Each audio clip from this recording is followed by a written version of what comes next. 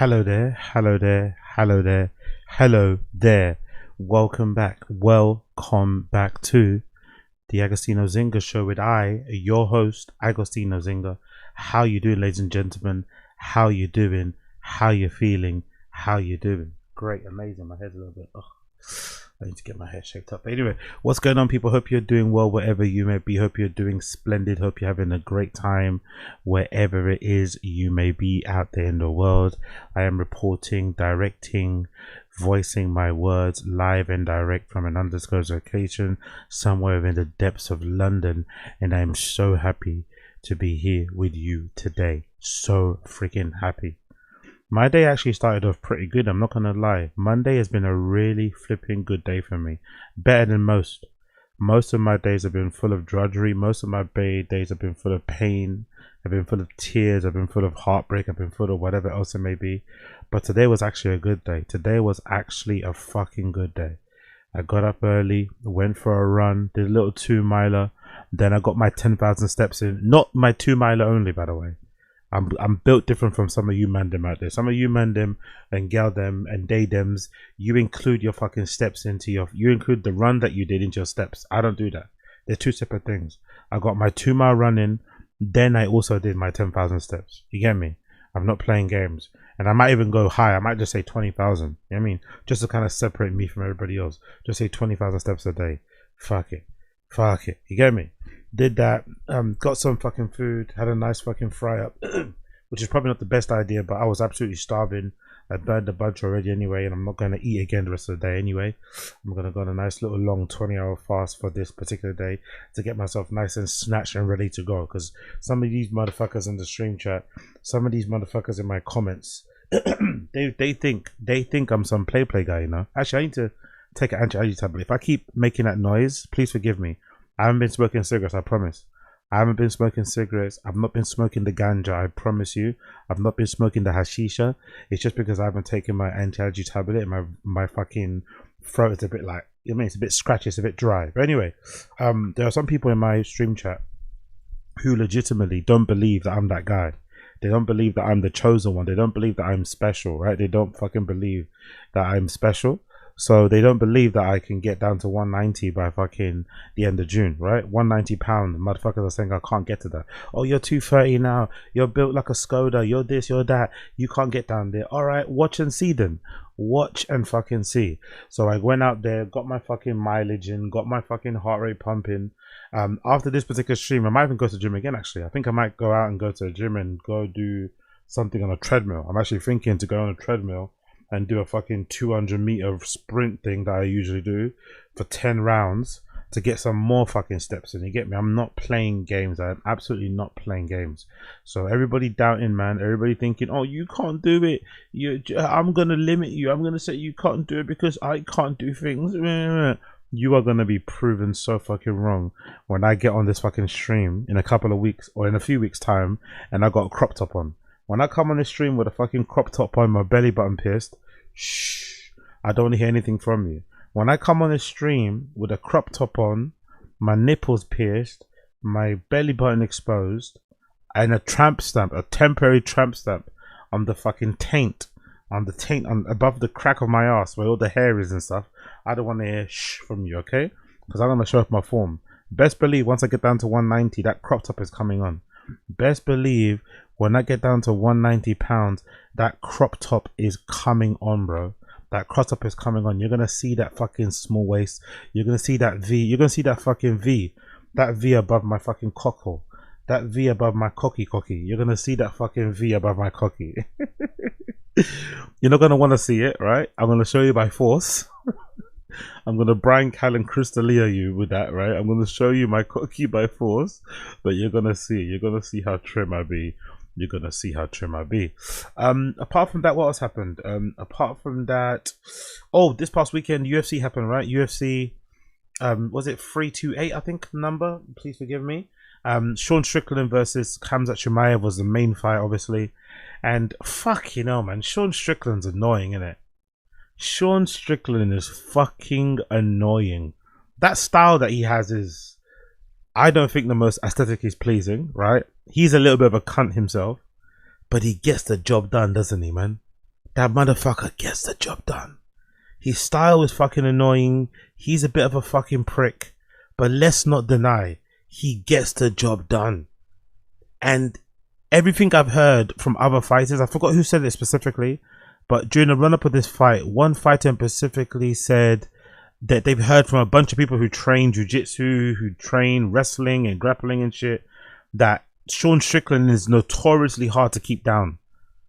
He might not have the best, you know, he's not the best grappler in the world, but in terms of keeping him down, he doesn't stay down easy. And we saw against Khamzat Chimaev. Khamzat Chimaev has dog-walked people. Khamzat Chimaev has dog-walked people. He's laid on people for the majority of the fight, controlled them from the fucking top position. But this time around, he couldn't keep Sean Strickland down for long. I think there was one particular round he kept him down for quite long. I think it was maybe the second round. But after that, he found it hard to take him down. He found it hard to fucking pin him on the ground. And as soon as they stood up, Sean Strickland's boxing, man, those fucking jabs. Ooh. Again, I'm not the biggest fan of his style. I think he's kind of ugly because he's kind of standing up straight. He just kind of stands there and throws a jab. He kind of spams the jab a bit too much. He's not my most aesthetically pleasing fighter. I'm a bit of a weirdo, right? I like my fighters to be aesthetically pleasing. If you're going to grapple, I want you to do it with style. If you're going to do just jiu-jitsu, you got to do it with style. You know what I mean? Wrestling style. I want my fighters to fight with style. So in my opinion, Sean Strickland's kind of like, you know, 19s, 20s kind of like stance, right? With his hands. I fucking hate it. But he's fucking elite as a fighter though. Because he's faced different types of fighters. Like, think about how he fought against Israel. And think about how he fought against fucking Khamzat Chimaev. Two very different fighters, but he nullified their fucking positives. He nullified their strengths.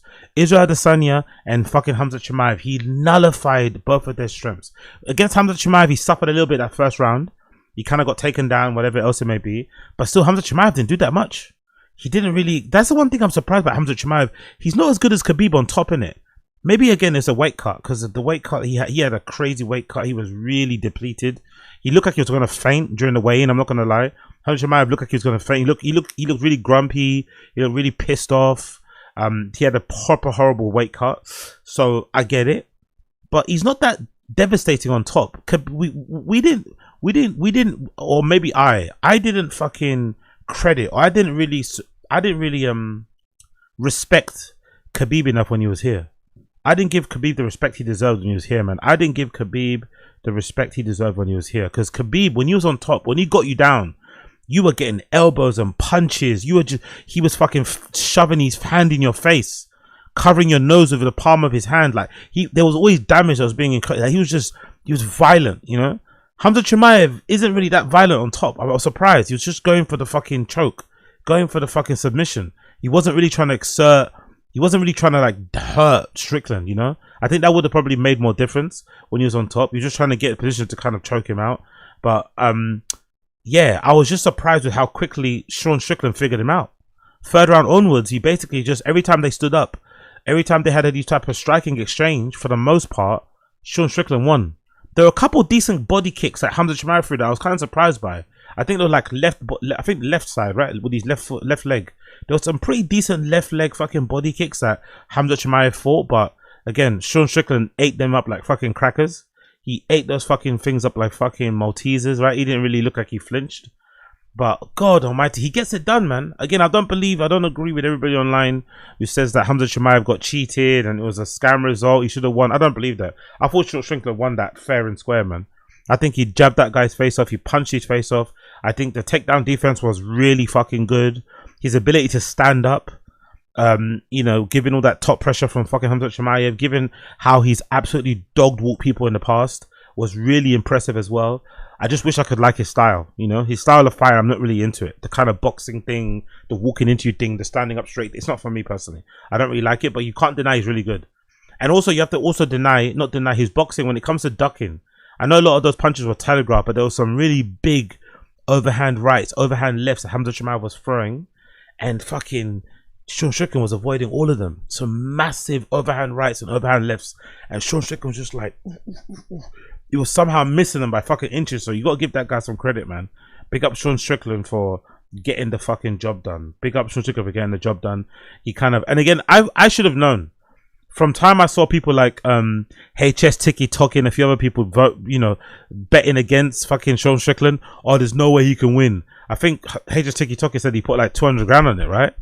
there's a bunch of like celebrities and like, you know, public figures and influencers and stuff who are really anti Sean Strickland. I guess mostly because of what he says, right?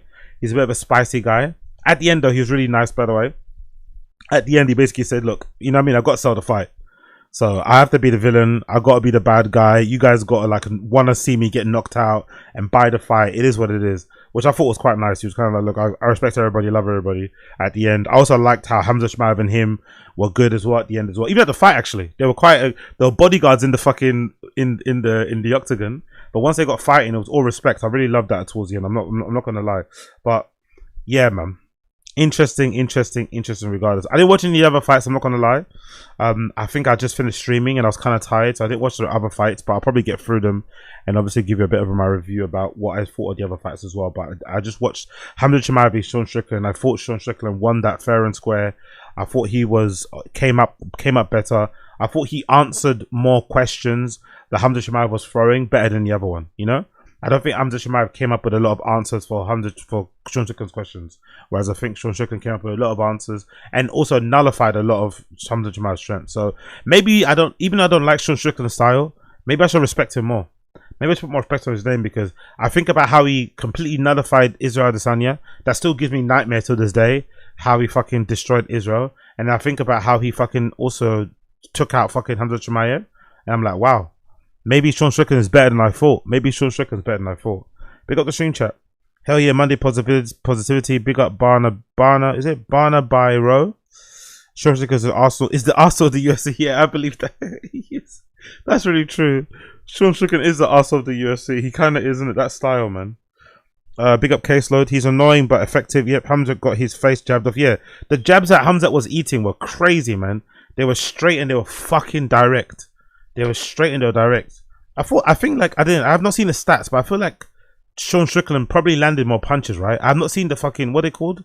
I think it's called like strike zone or something. I've not seen any of those stats, but just from memory, I feel like Sean Strickland landed way more punches to the face than Khamzat Chimaev did. Like he connected. Khamzat was throwing too, but I feel like Sean Strickland definitely landed more. He was very precise, lasered in. So big up Sean Strickland. Talking about bigging up, can we also talk a little bit about this new Charli Xcx song? I know a lot of people have been talking about it online. There's been a lot of negativity I've also seen online regarding it. But I have to be honest, man, I think some of y'all motherfuckers are bugging out. This song absolutely slaps. Now, what I personally like, and what I've always appreciated about Charli Xcx in general, apart from all the other pop girlies, is that she tries new things. She's not afraid to change genre. She's not afraid to change influences, artistic direction, whatever it may be. And I think her coming out and very bravely coming out and saying the dance floor is dead was an indication of where she was going. Because think about it, Brat was basically a dance floor manifesto, right? Brat was basically an ode to the dance floor, a celebration of the clubs around the world, of that kind of lifestyle, of that. It was kind of like the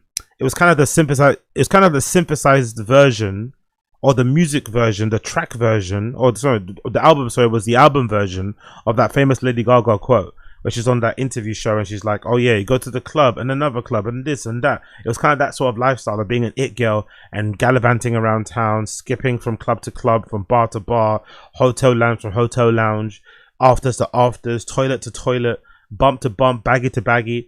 So for her to come out and say, you know what, the dance floor is dead, that kind of was the indication that she was kind of end the Brat era, without actually saying the Brat era is over, which she kind of said, but you know, we're not really, you know, saying the dance floor is dead, got everybody in an uproar. You had all these people in dance music, Rochelle Jordan, John Summit, and a few other people kind of criticizing for her. But I kind of saw that more so as a way to kind of like, okay, cool, let's cut the umbilical cord and let's go in another direction. And the rock music direction is really good because it's still got electronic leanings towards it, don't get me wrong. But it is quite cool to hear like instrumentation in her work, well, in terms of guitars and shit. Because I can't imagine how good this track is going to sound when it's played live. Rock music is going to sound incredible when it's played fucking live. Da, da, da, da, da, da. It kind of reminds me of something, that beginning. Maybe it's something I've heard from, maybe, I don't know, Queens of the Stone Age. Is it Queens of the Stone Age? I feel like it's Queens of the Stone Age. I've heard da, da, da, da, Like it starts off so fucking amazing. I love that in the listings of Apple Music, it's still categorized as pop music. I love that, by the way. It's called rock music, and again, it's a great way to kind of intro a new era of what you're kind of trying to do going forward. But on the actual listing of the genre on Apple Music, at least anyway, it's listed in the pop category, which I think is fucking hilarious. But yeah, this is so good.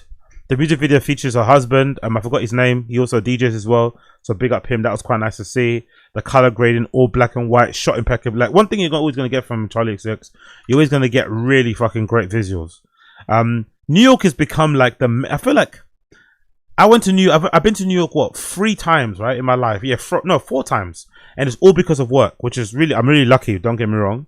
I'm really lucky that all 4 times I went to New York was because I was working. Doing some fashion-y type of things. But I really would like to go to New York one day, just on a kind of fun vibe, just on a hangout.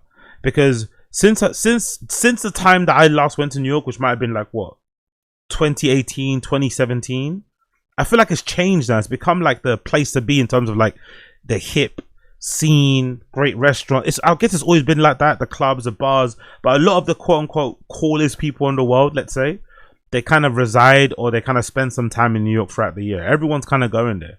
So I need to kind of revisit it again, because I have to be honest, I didn't really like it that much. Maybe because I'm from London. When I went to New York for the first time, it kind of just felt like a really kind of exaggerated, it kind of felt like London on steroids. Let's say that. It felt like London, like if London was actually, because we have a 24-hour tube, right? We have 24-hour transport, but it's not actually 24 hours. Well, no, it's 24 hours, but the city's not 24 hours. So you have the ability to be in central London and get a night train all the way back to wherever you live, for the most part. There's always a train that runs quite near to where you're at. But there's not really places to be in London after like 1 a.m., especially in central London. There's not a lot of places to be after 2 a.m. and shit. So it kind of nullifies the reason of having a 24-hour tube. But what I noticed with New York, it kind of had the vibe of London, but it also was up. It was up all day, like all day. You felt the energy, like you stepped out, you immediately get hit by sound and smells and just people, and you see the breadth. Like it's kind of a cramped city, right? But it's really big as well, because obviously compared to London, the sidewalks are fucking huge, the roads are huge. You think, like, I remember trying to do the London thing the day, you can't. You see the man is red, you're trying to cross over quickly. But the road's obviously a lot bigger than you think it's going to be. So you end up stuck in the middle and people fucking beeping you and swearing at you in a custom New York way. So I need to revisit New York again, but she makes it look fucking amazing on this video. Obviously, she looks great in it too. Great fucking visuals all throughout. I love the fucking, the pyramid of fucking cigarettes, which is another great addition to a reminder, or just not a reminder, more so like a... more so kind of a rejection of vapes. Like, hey, let's bring back cigarettes. Let's bring back listening to rock music. Let's bring back listening to people that play instruments and who are in bands. And let's also smoke fucking cigarettes and dump the fucking vapes, which I agree with. Vapes look fucking incredibly lame anyway, especially the ones that are like ergonomic and they're meant to go in the palm of your hands, or they're meant to fit fabric in the palm of your hands, or the ones that have like flavors like tropical fucking fruit punch and all that shit. Lame as F. Just chuck a fucking cancer stick in your mouth. Suck on the fucking cancer stick. Let's be fucking for real. Get that fucking black tar lung shit. Get that black tar in your fucking lungs. Forget the fucking vape. Allow that shit. So I like that imagery. And yeah, and again, she just looks incredible. It kind of reminds me of like this video would go crazy on Tumblr. If some of the girlies that are on Tumblr could see this video, they would be fucking going crazy if they could see this, because this video is fucking incredible. Again, great lifestyle shots, great pictures and stuff. The band, there's A.G. Cook, I think, on the guitar, if I'm not mistaken. Zoom in on her as well, looking fucking sensational. Also, big up Charli, to be honest, as well, like for being a good representation for the women. I can't necessarily, again, I'm a man, right? I'm a heterosexual man. I don't know, but I can't really tell that she's got any work done. I don't think she has.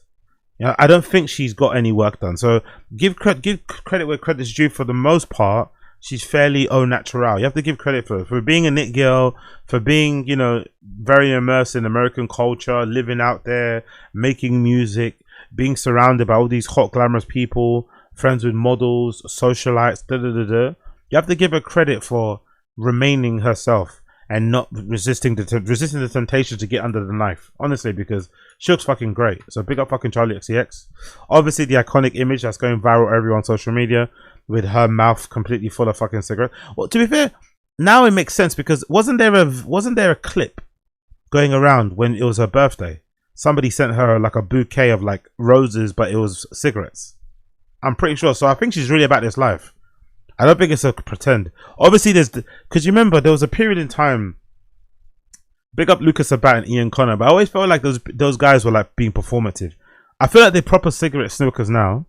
I don't doubt that they actually are fag smokers right now, but I felt like in the early days when Ian Connor, Lucas Sabat, and all them man was smoking, I always felt like it was kind of just for show. It was for the fit pick, because it's hard to like stunt or to like pose and know what to do with your hands. But when you got a cigarette in your hand, it immediately kind of makes you look cool. It immediately kind of, bumps up the cool points, bumps up the aura fucking factor. Obviously, vapes don't do that, but I wonder if this is another signifier of this, like cigarettes coming back, rock music coming back, instrumentation coming back. I love it. But yeah, Charli Xcx looks fucking incredible. I can't wait to see what this sounds like is performed live. I'm really interested to see what the vibe of the new album is going to be like as well. And if anything, this is another reminder of like why she's great. Who's that one girl that was being really annoying, and she was kind of complaining about a lot of the songs that she made in the past? Charli Xcx took and made her own and shit. This is why, man. She's just out here working. Forgot who that girl is again. I forgot the famous fucking indie singer with the blonde hair, curly, but she's known to be a bit of a druggie and doesn't make music as much. She was complaining a lot about Charli Xcx and stuff and just, whatever. And she was getting called out by her own fans because they were wondering, hey, what the fuck do you do for money? You don't make music, you don't perform, and when you do perform, it's fucking terrible. What the fuck do you do for money? And I think with Charli, she's just an example of what you should be doing. You should be seizing the moment. You should be dropping music. You should be writing music, making art, doing live shows, putting yourself out there and just doing what God's given you the gift of doing. I don't know why some of these musicians just don't seem to enjoy making music. I get maybe the contracts negotiate or the contracts in general might maybe lower your hunger or your desire to make music because you're like, oh, what's the point? What's the fucking point of making music if the money's not gonna be good? I get it, but come on, man, this is the gift you've been given. You don't only get one shot of a career. Don't waste it being upset that you're not able to fucking get the money that you fucking think you need to be getting. So big up Charli XCX. I really fucking enjoyed this track. I thought it was fucking amazing. Again, it reminded me of Queens of Stone Age. There was a bit like rock music. Who was that reminded me of? That kind of reverberations in her voice. I don't know who it reminded me of. I wonder what she's gonna do when she performs it live. Is she gonna sing it in her natural voice, or is she gonna use a fucking well, let me tell you. Yeah, that bit with the voice. Is she gonna sing it with a natural voice, or is she going to use a fucking a voice editor thing on her voice? I wonder what she's going to do. I'm really curious. Is she gonna use a normal voice, a normal singing voice, or will she do it differently? But yeah, it's fucking cool, man, as fuck. Having a husband on the drums, one of her best friends, AG Cook, on the front with the guitar, who probably produced the song as well. I think that's fucking super swaggy, man. Honestly, probably a couple more of her friends there too. Really fucking cool. This belongs in an art exhibition. Hopefully this is part of the live show. Hopefully we get these mountains of cigarettes as part of the live show as long as she goes on tour again. But yeah, big up fucking Charli XCX, man. Absolutely killer. One of the coolest artists we have out there right now. Who actually enjoys being an artist. Who actually enjoys putting out great fucking music. Big up fucking Charli XCX, man. We fucking love it. We fucking love it. We fucking love it. We fucking love it. And obviously here are some of the lyrics, which I think were fucking phenomenal as well. Another indication of what direction she's kind of going in. Me and my friends, we go out, we take pictures and make stuff together, which I fucking love, right? This is basically the way to be a cool person nowadays, right? The way to be a cool person now is to take really cool pictures, primarily try and take them with old phones. Like I've now got I need to get an iPhone 5 in. That's what I need to get. Yeah, so I need to get an iPhone 5 and an iPhone 6 or 7. I think I'm gonna want to get. I'll probably cheap. I can get those on Vinted or something. But at the moment, I've got an iPhone, what's this, 12, which is decent. It's not the best, but it's decent enough. But I need something older than this to produce that kind of vintage, old school kind of feel of pictures and shit. So I'll probably use this more for fucking taking pictures when I'm out and about, and leave my 14 Pro Max as my actual phone. But that sort of stuff is fucking fun as fuck. Documenting your shit, you know, we're taking pictures and shit, making stuff together, obviously. Y'all know what making stuff together means, whether it's zines, whether it's DJ mixes, whether it's videos, live streams like I'm doing right now, little tiki-tokis and shit. Make stuff. You have to make it together though. I don't really agree in fucking group work. I hate fucking group work. I detest people in general. But taking pictures and making stuff is really important. And sometimes we make, sometimes we cry, we kiss each other, real incestuous vibes. Not really into that, to be honest. Not really personally into that, but I do understand with her friends all being incredibly attractive, incredibly cool, with a bit of money in their pocket. Maybe kissing them is different to me kissing some of my straggler, you know, friends that I have. Do you know what I mean? It's a bit different. I knew you'd like that. I said, yeah, we're so inspired basically all the time. Yeah, we're on to the next. I think the dance floor is dead. That's a chorus actually. So now we're making rock music. I fucking love that, by the way. And you know what I think about that verse or that chorus? I think it's kind of like how I am, or how we all are as hipsters, as cool people, right? We don't want everyone doing what we're doing. So I think sometimes when you're Charli Xcx and you make Brat, which is like one of the greatest albums of all time, right? But it also kind of encapsulates a moment in time where everyone's clubbing, everyone's going to festivals, everyone's, you know, everyone's getting to the fucking baggy and shit. It kind of maybe cringes you out when you go out and you bump into people who you know clearly aren't about that life, but they're just pretending to be club hoppers.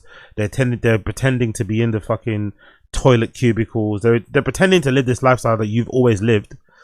And it's kind of maybe gives you the ick. Like, you know, these normie HRE type of girls are now suddenly in the club doing fucking bumps and lines and shit. You're like, you know what? I can't be seen doing the same thing as you guys. So I'm going to pivot to something else. Let's do rock music. But I also think this is the harder thing to do. No one would have complained. No person, especially Charli Xcx fans like myself and others, none of us would have complained if she would have done an evolution of fucking Brat. If she gave us Brat 2.0, right, we would have been more than happy. We would have been more than fucking happy. But instead of giving us Brat 2.0, she just shifted completely the sound and was like, you know what, let me try something different. This is why people like Ye are legends. This is why eventually, or she's already anyway, Charli Xcx will also be regarded as one of the type of legends. She'll be able to come back and perform tracks from her. You know, because I was actually listening to rock music today. And you know what came on? A Slater record. A Slater record from 2019 called BFF. I fucking forgot about this track. That Slater record from 2019, BFF. It sounds nothing like what she does now. There's elements of it, don't get me wrong, but it sounds nothing like what she does now. That's what I like from great artists. Great artists can do that. Great artists can push the sound, evolve, completely pivot to another direction while still kind of remaining the same, kind of, still having a bit of their identity attached to it. But they're always on to the new, always on to the next, always pushing things forward.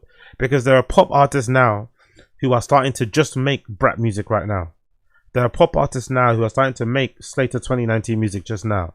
As you know what I mean, and that's how they keep one step ahead, 2 steps ahead, 5 steps ahead. Because as you're catching up to what they just done 2 years ago, they're already on to the next thing anyway. I fucking love that. Neververse says, I'm really banging my head. I'm really hurting my neck. The nerve damage is real. To be fair, this is a little bit pathetic. To be fair, having nerve damage or hurting your neck because you're fucking moshing or head banging is a little bit pathetic. Just bang your head and keep it moving. It's not that deep. But it's the only way to feel something. I like that. Hurt yourself. It's the only way to feel something, to hurt yourself. One of my favorite moments actually was getting my nose bloodied at fucking a random rock festival. No, a random rock gig. When I went to LA, I went to this place called, I think it's called Rainbow something. I don't know. What was it? Rainbow Bar and Lounge? There was a venue, I think there was a venue next to Rainbow Bar and Lounge that had like rock music. And I went to go see a random rock musician or rock band play and was obviously moshing and shit. And I lost my passport. Somebody picked up and gave it to me though. And then I also ended up having my nose bloodied because someone kind of elbowed me in the face. One of my best moments ever. Fucking loved it. Especially because I was with all these hostile guys. So, you know, my face was absolutely covered in blood, shirt covered in blood, and we took like 1 million pictures. They took 1 million pictures of me with my face all fucking bloodied, t-shirt covered in blood, posing like they punched me in the face. It was like one of the funnest moments I've had, literally. Because if I remember correctly, one of the guys that we were with had a fucking Dodge Charger, like he rented for the day. and he drove us to this fucking bar, Rainbow fucking Grill, with the fucking top down. So we're hurtling through the streets of fucking LA to this Rainbow bar. We go to this fucking club or this fucking live venue next door. We start dancing and going crazy to this random rock band that's playing there. The guys in there are super nice. Everyone's moshing really hard.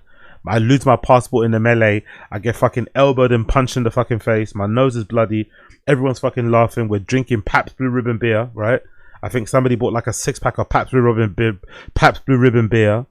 Oh, one of the greatest moments randomly that I had, and I felt something that time. My face was covered in blood. I was surrounded by a bunch of New Zealand and Aussie guys from the hostel I was in. Just lads, by the way. No women involved. Just lads. Just fucking men. Just fucking men and their fucking dicks. We were around, so yeah, it was fucking good. I think the dance was dead, so now we're making rock music. Honestly, it's such a good track, man. I really love it, man. Big up Charli Xcx. Big up Charli Xcx. Big up The Row. Big up GQ and big up The Row. The Row have announced an exclusive look at their new menswear collection, and they debuted it with The Row. I'm not gonna lie, right? You know, in high fashion, you know how they like this particular like East African type of look of model, right? Really, very long, very tall, very obviously skinny. But I hate how they don't ever give them shape ups. I hate how they want them to have like picky hair. They don't ever brush it out properly. They don't give them fades or shape ups. It's really annoying. Now, don't get me wrong. Maybe these models or these guys from where they're from in Africa, maybe it's not a done thing to have like fades or to have like lineups and stuff or to have trims. But it's really fucking annoying that they don't have haircuts. I don't get that. You know, I don't really understand why they don't do that. I don't want to just give them lineups. It's always just like the hair like this. It's just like there, you know, free form. Give my man a lineup, man. Give my man a nice little fucking. Do you know what I mean? Give my man some fucking some hair fiber spray. Give my man some fucking hair fiber spray or something. You know what I mean? Give my man a little fucking tondez, man. But yeah, big up my man though. Big up The Row. The Row menswear, courtesy of GQ. Big up Samuel Hine. When Oscar Isaac wore a beautiful double-breasted tuxedo to this year's Golden Globes, I found myself pondering the mini menswear mystery.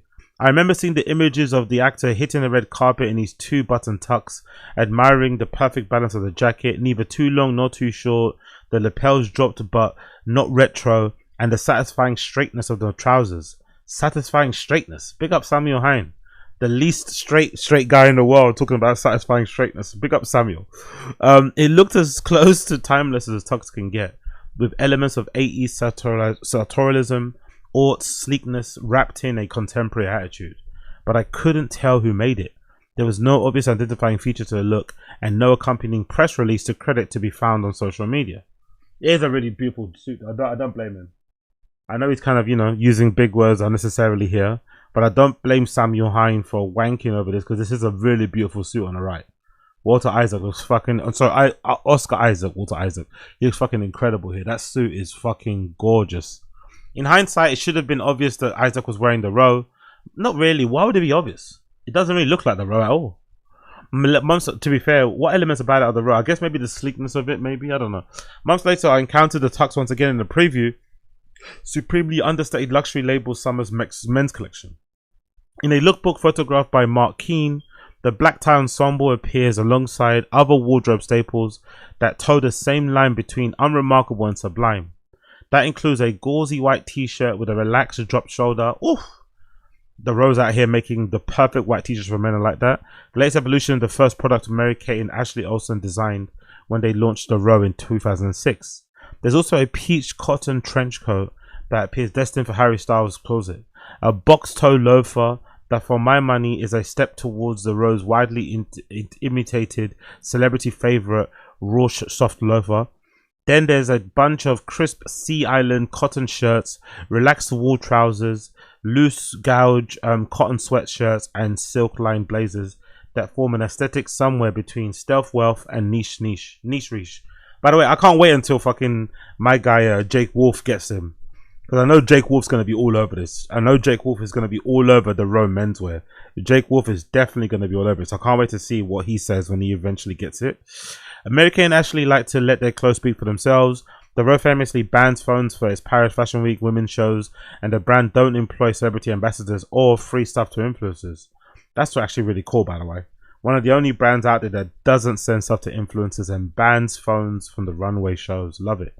It's hard to make sense of what some enigmatic founders are thinking about beyond a clear obsession with craft and silhouette, but the latest collection seems to mark a new intention for their men's line, which since its launch in 2018 has been a bit of a secret tucked away in the co-ed studio presentations and absent from the runway. So I guess they've always made menswear, but it's just been subtly done. Now it's actually them stepping out saying this is actually the menswear collection, which I kind of like. It kind of reminds me of early back in the day. I don't know if this was actually true, but I remember people saying about Phoebe Philo's Celine. When Phoebe Philo was at Celine, she allegedly engineered or made or designed the perfect white t-shirt. I think she was like obsessed with like having a great white t-shirt that could be worn, you know, on all occasions and shit. And she made a perfect white t-shirt, but it was never ever available online or anything. You had to kind of, or no, maybe it was never merchandised in the store.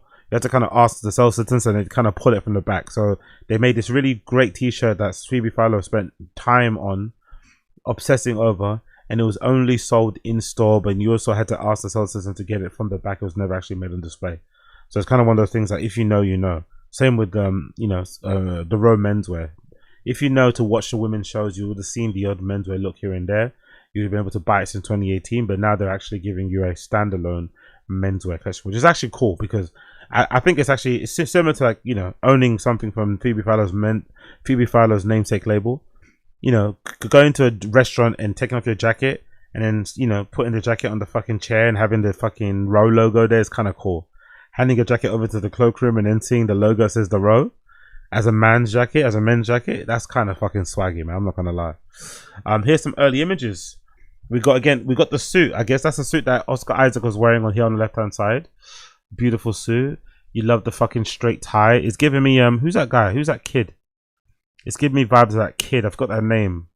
He's an artist now. He's really popping. Wears glasses. He wears black suits and shit. I forgot his name. It kind of reminds me of the look that he would do. Also very Hedi Slimane. The look here on the right is also fucking gorgeous. I love the cut of the pants. Very baggy towards the bottom there. Almost like a flare, but not really. And then as well as a double-breasted, right? Double-breasted suit jacket there looks fucking phenomenal on the right-hand side. Back when Mary Kay and Ashley formally introduced the men's line, it came after 2 years of designing clothes for their friends to wear and test. That's lovely, isn't it? Also, that's a great origin story, if it's true. Sometimes they always make these things up to make it sound a lot better than what it was. But if that's true, that they spent 2 years crafting the brand and just letting their friends wear it, you know, that's fucking cool. It kind of reminds me a little bit of like Nigo. Big up Nigo, but the story about Bape is like, they used to make 30 t-shirts, sell 15, and then give 15 away to their friends and family. And then the friends and family, some of them happen to be some of the coolest people in fucking Japan, Tokyo and shit. They'd obviously wear it, and then that would actually blow up the fucking brand. And, you know, repeat, so on and so forth. Now they seem to be designing menswear for a main character, not just a +1. Their first suits were slim and minimalist, but recently the Rose tailoring has relaxed ever so slightly. The new collections wool blazer in shades of greys are clean but lived in. The lapels have dropped a few millimeters and the shoulders have a hair wider than before. I wonder if the subtle change in silhouette from the Row, in terms of it being more relaxed, is more of an indication of them also getting older. As women, right? Getting older as women, maybe not being able to fit in stuff they used to fit in before, even though they're really small girls. I wonder if that kind of relaxed fit is something, because that's what usually happens when the older you get, the more you want to just be comfortable. Yeah, you want to look great, but you also want to be comfy. So I wonder if that slight change in the silhouette is a nod to the ever-changing bodies that we have and, you know, places that we're in life, and we just want to, you know, just edit things slightly. The lookbook further reinforces the Rose customer needs by have expanded beyond the dressing up for the Gagosian's opening, which in many ways mirrors the direction towards the clear elegance of all the menswear is heading. These days, men want to wear shiny loafers with vintage sweats, layer one knit over the other, and untuck their button up under a sporty ripstop windbreaker. By the way, that's very on point what people are wearing. Pick up Samuel Hine. That's a great way to describe the current fashion. These days, men want to wear shiny loafers with vintage sweats, agreed, layer one knit over another, and untuck their button up under the sporty ripstop windbreaker. I definitely agree with that. Also, big up This model on the right hand side is a legendary model, I'm pretty sure. I remember him from like Numero magazine and 10 magazine. This guy here on the right is a legendary menswear model from back in the day, I'm pretty sure. So they plucked some guy out from the archives. I remember this guy's face. I've got a lot of magazines with him in it. I definitely remember the guy's face. So let's see some more images from the row. Menswear collection, specifically. Oh, I love that on the right here. That's fucking gorgeous. I think that might be the suit Oscar Isaac wore, actually. Those shiny loafers are also fucking stupendous. The cut on that shirt is actually beautiful. I don't know if it's at Oxford. I don't think so. Doesn't have the buttons on the lapels there. Or on the fucking collar, sorry. The color of that suit is actually quite gorgeous, I'm not gonna lie. I also like that blue button up. The colors there work perfectly. I would have probably liked to seen it in actual color, I'm not gonna lie. I know some of the stuff might be understated, but I would have liked to have seen all these images in color to actually see what I'm looking at. But hey, there's a really, again, the suiting is really great. You know what it also kind of reminds me of, which is kind of sad for them anyway, at least. It kind of reminds me a little bit of Fear of God. There's a Fear of God-y vibe about it, you know, especially about the silhouettes and the cuts and stuff. Maybe I'm being insulting to Mary Kate and Ashley. I don't know. It kind of gives me Fear of God vibes. Again, what we got here? We got the loafers. Oh, they got penny loafers here. They got a trench, perfect fucking marriage, by the way. Trench coat and those penny loafers are gonna be perfect. I love those. Oh, I love those fucking pleated trousers here on the right hand side. Especially with that shirt worn the way it is, with the collars, with the sleeves pulled up. I think that looks fucking phenomenal. Oh, the knitwear here. That's an old school model. I definitely remember his face. There's a model from back in the day. I definitely remember his face. I really like this fucking particular shirt as well. This knitwear jumper, sorry. This looks really nice as well. The color of it is fucking gorgeous, especially with that shirt. The trench, I think, is what we saw on the other slide. The pants as well are also pretty cool looking. Oh, they got sneakers. Interesting, they got sneakers. Wow, so the row have got menswear sneakers. They're interesting. They kind of, maybe I'm being, you know, whatever, but don't they kind of look like rock climbing shoes a little bit? I think it kind of nods to this whole trend everyone's on now, where everyone's making like rock climbing, bouldering inspired shoes. They kind of look like rock climbing shoes, isn't it? Or am I bugging out? But they kind of look like rock climbing shoes. I think so. This particular look here on the left hand side is fucking perfect. Oh yeah, that's the other scrunchy kind of loafer, isn't it, that they mentioned. Oh, they look good there. I don't mind that, to be fair. I don't mind that as a look. The trousers, like, no socks. I need to get my fucking feet looked after though, because my feet are fucking, I think I had like an eczema breakout on the top of my feet, so I definitely need to go to a dermatologist and get those sorted out before I wear any type of sockless loafer. But I do love the sockless loafer look with the fucking what do you call it, with the high water fucking pants, with the pants sort of tailored that way, just above your ankle, cut just above your ankle, exposing the skin of the heel, and obviously the foot with the loafer. I think they look really cool, especially with that shirt. The trousers, they fit fucking impeccably well. I'm just scared to know the prices. I'm scared to find out how much this is going to be, because I could imagine these kind of white rock climbing ballerina-esque looking shoes are probably going to be like £600. Don't get me wrong, they look really nice. The leather looks really soft and shit. And obviously I also like the fact that they're promoting like flat shoes with not a crazy lift or heel. Does really help to kind of strengthen up the arches of your feet and generally help with your posture and everything else in between. Maybe sometimes even help your sleep. So yep, I don't mind them, but still, they are something, innit? They're something. Oh, there's a bomber jacket. Is that a bomber jacket or is that a Harrington? Is that a bomber jacket or is that a Harrington jacket? Or is that even a track? I don't know. Maybe it's not a bomber jacket, but either way, a nice track jacket looking thing, which I don't mind as well. So there are some slight streetwear, casual wear leanings in there too. There's another look at the shoes. Again, they're giving me what's that vibe called? What's that thing? What's that I forgot what that brand's called. That new skateboarding brand that has like this climbing inspired shoes. It kind of looks like that from the instep as well. So they're really nice, man. They're probably going to come in black as well, I'm assuming, right? Hopefully they also come in black. I'm assuming they're going to come in black colors or dark colors at least soon. But those aren't those aren't too shabby. That trench coat is perfect, by the way. That fit of that trench coat, that's going to be popular. I assume that's going to be very, very popular. That trench coat, the length of it is fucking gorgeous. Again, the white and black suit, can't be mad at that again. Oh, there's a bag. Oh, this is gonna be popular too. There's a fucking menswear bag. There's a nice like duffel bag type of thing in leather. Does it have a shoulder strap? No shoulder strap, is a shame. But it just has one, like, you know, one kind of strap to hold it in your hand and shit. It looks fairly big. Looks like it's got some sort of metal steps or little feet there at the bottom too. Oh, it looks very substantial. All leather, by the way, as well. That's going to be very popular. That, I assume, is going to be very popular with the man them. And also, you got another look. Oh yeah, the shoes come in. The trainers do come in black. Like I mentioned, those rock climbing inspired shoe things do come in black. Yeah, I like that. I like what I see there. I like that jumper too, by the way. Yeah, this stuff is good, man. This stuff is really fucking good. This stuff is really fucking good. Yeah, that trench and those fucking shoes are all me.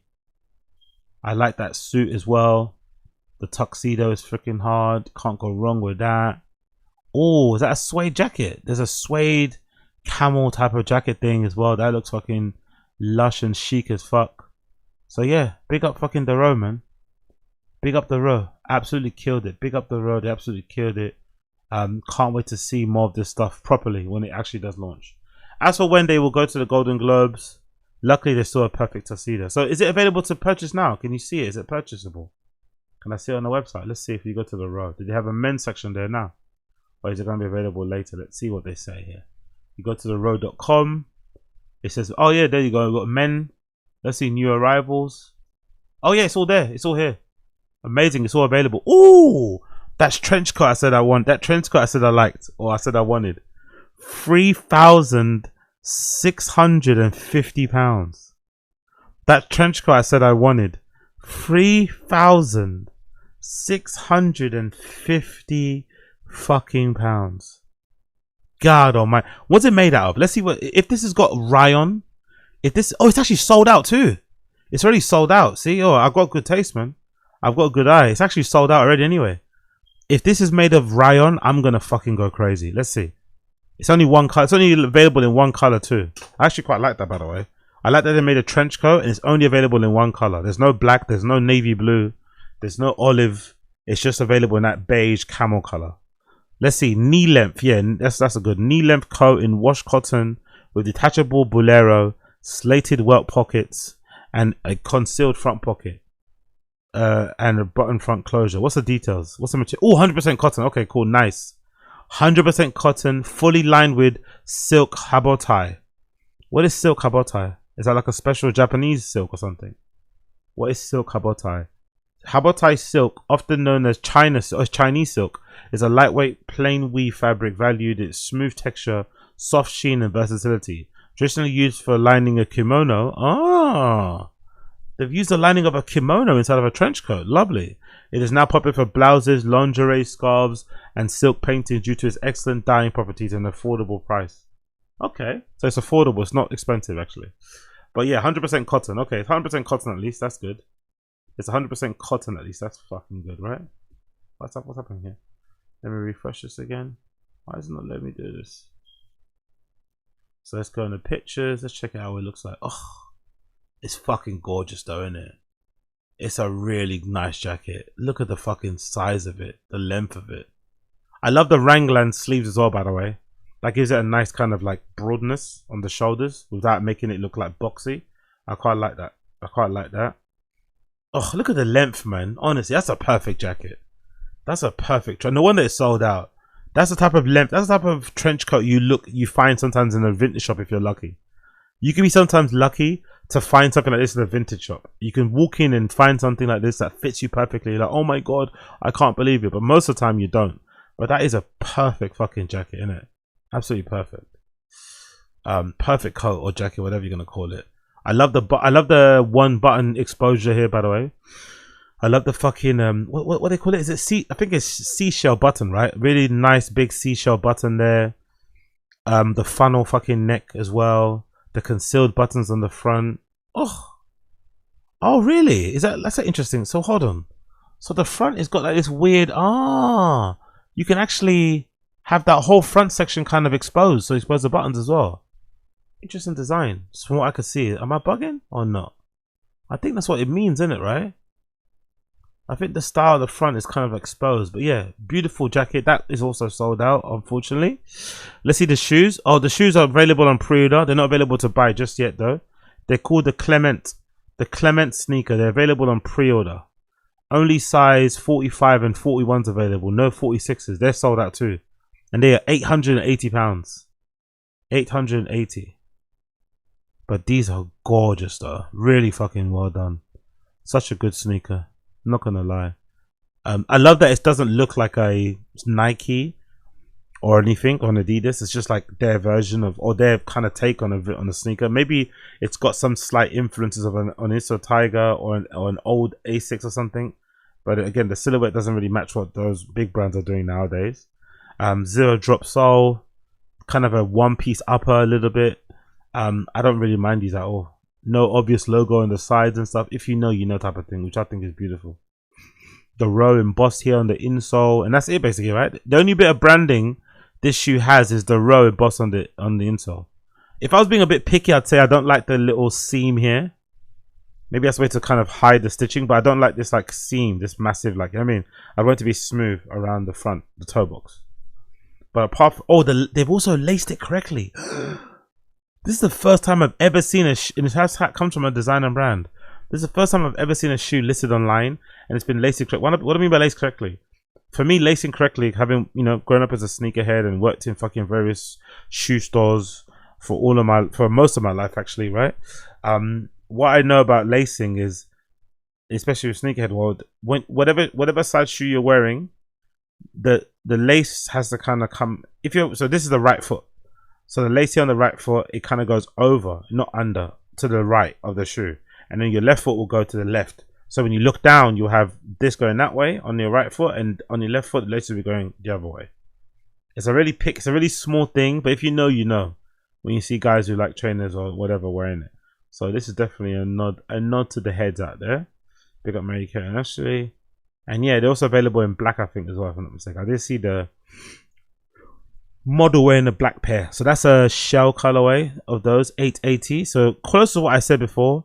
Oh, and that's a loafer too, right? That's a loafer that was on display there. Wow, it's already sold out. Holy shit. So my size is gone, right? Because what am I? I'm a size, I think I'm a size 40. I think I'm a 46, right? If I'm not mistaken. Let's see what they say here. I think I'm a 46. Oh, 45 is actually an 11. Okay, I'm not. I'm a 45. Okay, I didn't know that. Huh. So I used to be a size 10, which is a 44, but now I'm a 45. So there's actually still available in my size, a size 45. There you go, right there. So the loafer is made of what? Glossy calfskin leather with natural pleating effect and tasseled. Yeah, the tasseled is the best. It's actually kind of, I actually had a pair of GH Bass tassel loafers, and they're really hard to find, you know, now. I was actually trying to find a new pair, but the one I got is a size 10, so I need like a 10.5 or 11. They're really hard to find, weirdly enough. Maybe I have to go to the store to find them. Yo, big up Cozy in the stream chat. Did you know I haven't covered The Wire yet? That's coming up later, brother. I haven't covered The Wire yet. I've got a lot of dance music stuff to get over, so The Wire is going to come probably in a couple minutes. Maybe 20 minutes, half an hour or so. Big up Cozy. Big up Booth Apocalypse. They Ain't Got Afraid in Africa is hilarious. Big up On 10 Tones. London closes after 2 a.m. I can't even get a pizza slice around that time. Yeah, no. London, big up On 10 Toes. London, for the most part, most places in London are going to be closed before even 12. There's not a lot of places to stay open even before 12, especially some of the more popular areas. Obviously, if you go parts of South London, you can go to clubs and shit. But if you just want to go out and just be outside, there's not a lot of things open after 12, unfortunately. It's a really shit city in that regard. There are some pockets, obviously, if you want to go clubbing, it's fine. But in general, no. Which is a shame as well, like I said, because we have a tube that runs basically 24 hours, but it doesn't really come into use unless you're working a night shift or something. But yeah, these loafers are fucking gorgeous, by the way. Again, another nod to what they did earlier. I think Jake Wolf is going to be all over these. My guy Jake Wolf is going to be all over these when he fucking sees them. They're fucking beautiful. I love the scrunchy toe effect thing. It's such an iconic thing that stands out. You immediately know what brand it is when you see someone wearing them. The tassel loafers are the best for me. I always prefer the tassels. I prefer these tassels or the GH Bash tassels. I don't like the regular penny, just the regular. I like the tassel. The tassel gives it a little bit of a pop, a little bit of a, you know what I mean, enough something. But that scrunchy effect on the front is so fucking good. I wonder where they got that idea from, where they stole it from, probably. That scrunchy effect here on the front is so good. Gives it a little bit of dynamism, you know what I mean? Makes it a little bit interesting to look at. Actually, what's Jake Wolf saying about this collection? There's no way Jake Wolf doesn't know about this. Let me just double check Jake Wolf's Twitter. What's my guy Jake Wolf saying? Because this stuff is so fucking good, man. Where's Jake Wolf? What's he saying about this? Has he seen the Row stuff yet? He's talking about leather jackets. Yeah, there we go. You seen the Row? Is that the Row? No, it's not the Row. Some other brand. Okay, he's not talking about the Row yet. He hasn't spoke about the Row just fucking yet. But big up fucking him. Oh wow, look at him, man. He's hold on. Total subscribers that are paying. No, is that true? He's got 26,000 people who are paying. Pick up Jake Wolf and his Substack, bro. What a fucking G. How much does he charge? Let's see. He says he's got 26,000 subscribers. Let's see. God damn. 26. Hold on. God. Jake Wolf's getting to the bag. Big up fucking big Jake Wolf. Big up fucking big Jake Wolf. So that's what? 5 times 26. What is that? He's making 130 grand a month. Is that for real? And obviously you got a whatever fee. How much is Substack? Let's see. Substack splits. What are they? Substack sub splits. How much do they take? So it offers 2 primary splits for managing newsletter audience using sections. Substack sections best for paid. No. Let's do how much does Substack take? How much does Substack take from subscriptions? Yeah, 10%. Is that it? That's pretty good, isn't it? They take a 10% cut. Is that it? So he's keeping the majority of that money. Big up fucking Jake Wolf. Big up Keepy. Yeah, brother. Yes. Random show later. Probably about 10 p.m. my time. Random show probably about 10 p.m. my time. I want to start a little bit early. So it'll be about 10 p.m. my time, random show. About 10 p.m. my time. Big up Keepy. And big up fucking Jake Wolf. I didn't know he was balling like that. No wonder he's always out shopping, buying things and trying things and writing articles. It makes all the sense now why he's so fucking out there buying stuff all the time. Now I get it. Now I fucking get it. Why he's doing so much. I actually like his artwork as well. So I quite like what he's doing with the fucking artwork as well. But yeah, big up Jake Wolf. Big up Blood Clot Jake Wolf. He hasn't seen it yet, but let's carry on anyway. I've seen it, which is the most important thing. The loafers look fucking beautiful. I definitely wear those. 1,310 though. Not cheap. There's a Tarek pant. 1,620. The Ari pant. Oh, that's the one with the pleats, right? They're beautiful too. 1,600. That's a beautiful pant, man. Oh, gorgeous. What else? Oh, there's a Chesterfield, right? It's called a Nicoletto coat. There's a Chesterfield as well. Chesterfield style. Knee length tailored coat with lightweight cotton. Details. 100% cotton, fully lined with cotton, made in Italy. Yeah, that's actually gorgeous as well. And that's 2,700. The grey orca suit. Beautiful. Kind of reminds of something, what's his fucking name? Famous jazz musician wore. It kind of reminds me. I think there's an image of him wearing a grey. I wonder that's based on him. Oh, there's another loafer. Soft moccasin too. I don't mind. Oh, this is actually kind of cute as well. Very chic. There's actually another loafer that has sans tassel, bit more of a prominent heel. Also the scrunch effect. Those are really cute as well. I'm not gonna lie. Those are really cute. I ain't mad at those whatsoever. Another tassel in brown, it looks like, right? Is that a brown one? Yeah, it comes in espresso and it also comes in, what's that? Negretto. Okay, no, I thought they were going to say Negretto. It comes in espresso and it comes in black. It comes in denim. Big up DSP, fuck DSP. There's a genie, there's a genie loafer that's a little bit higher. So there's 3 loafers. There's a regular looking one and then obviously the scrunchy ones. Scrunchy ones are definitely the ones to go. Is that one in suede? Is that a suede one? Am I bugging out? Yeah, I think that's a suede one as well, like a velvet. There's a pair of jeans for £920. Oof. But this jacket, man. Oh, there's another coat. Okay, there's 2. There's an Oswald as well. There's single-breasted coat. There's also an Oswald. Oh, that's also another one. Great length and fucking sizing as well. Yeah, they absolutely killed it. There's also a tote bag. Is a fucking duffel bag here? It doesn't look like it. Oh, look at the bomber jacket. What's that? The Orlean, the Aurelian or Orneal? Is it Orianil? However you spell that fucking name. Pre-order expected ship May 15th. Bomber jacket with silk, slightly cropped fit, slanted work pockets, ribbed collar. I love product descriptions anyway. Oh, silk and fully lined with silk, made in Italy. Yeah, this is kind of sexy. I'm not gonna lie. This is very, very chic and sexy. I wonder if we're gonna see Ye wearing some of this. This is so good. Oh, especially with the trousers. Ooh, that look is just crazy, isn't it? With the trousers too. The fit of the trousers as well. Oh yeah. It obviously helps if you're a super hot looking fit model, but still, they look fucking great. Wow. What else we got here? Courtesy of the row, we've got some nice. What's that called? It's called the Hidiki top. Looks like it's got some raw edges. What's that? 1,200. Is that also raw silk? Yeah, all cotton as well. It looks like. Oh, sorry, 88% cotton, 12% linen. What else we got here? Casa slipper for the home. I'm imagining. Is that big duffel bag? No, the big duffel bag's not here yet. Unfortunately, the big duffel bag's not here just yet. But still, great stuff from the row. Great stuff from the row. Great stuff from the row. Moving on. This is an article from when? This is an article from 2008, right? 2018. About them launching menswear, courtesy of Wall Street Journal. Let me quickly read a bit of this. Pick up the row. Again, they look really cool. They take good press shots. I know they don't like doing a lot of press, but they do take a good fucking press shots. They take really fucking good press shots. They are very, very, very cool people.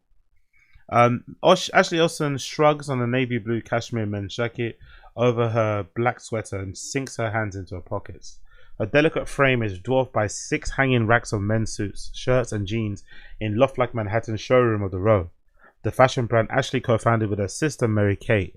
Mary Kate points to the jacket and says firmly, "When you put this on, you know it's not from Italy. It's not from France. It's very clean." Ashley nods vigorously. The jacket was made in Japan, a nation whose strong tailoring tradition is little known in the US. This new men's collection is the row's latest initiative, and the subdued tones subtly exude ease.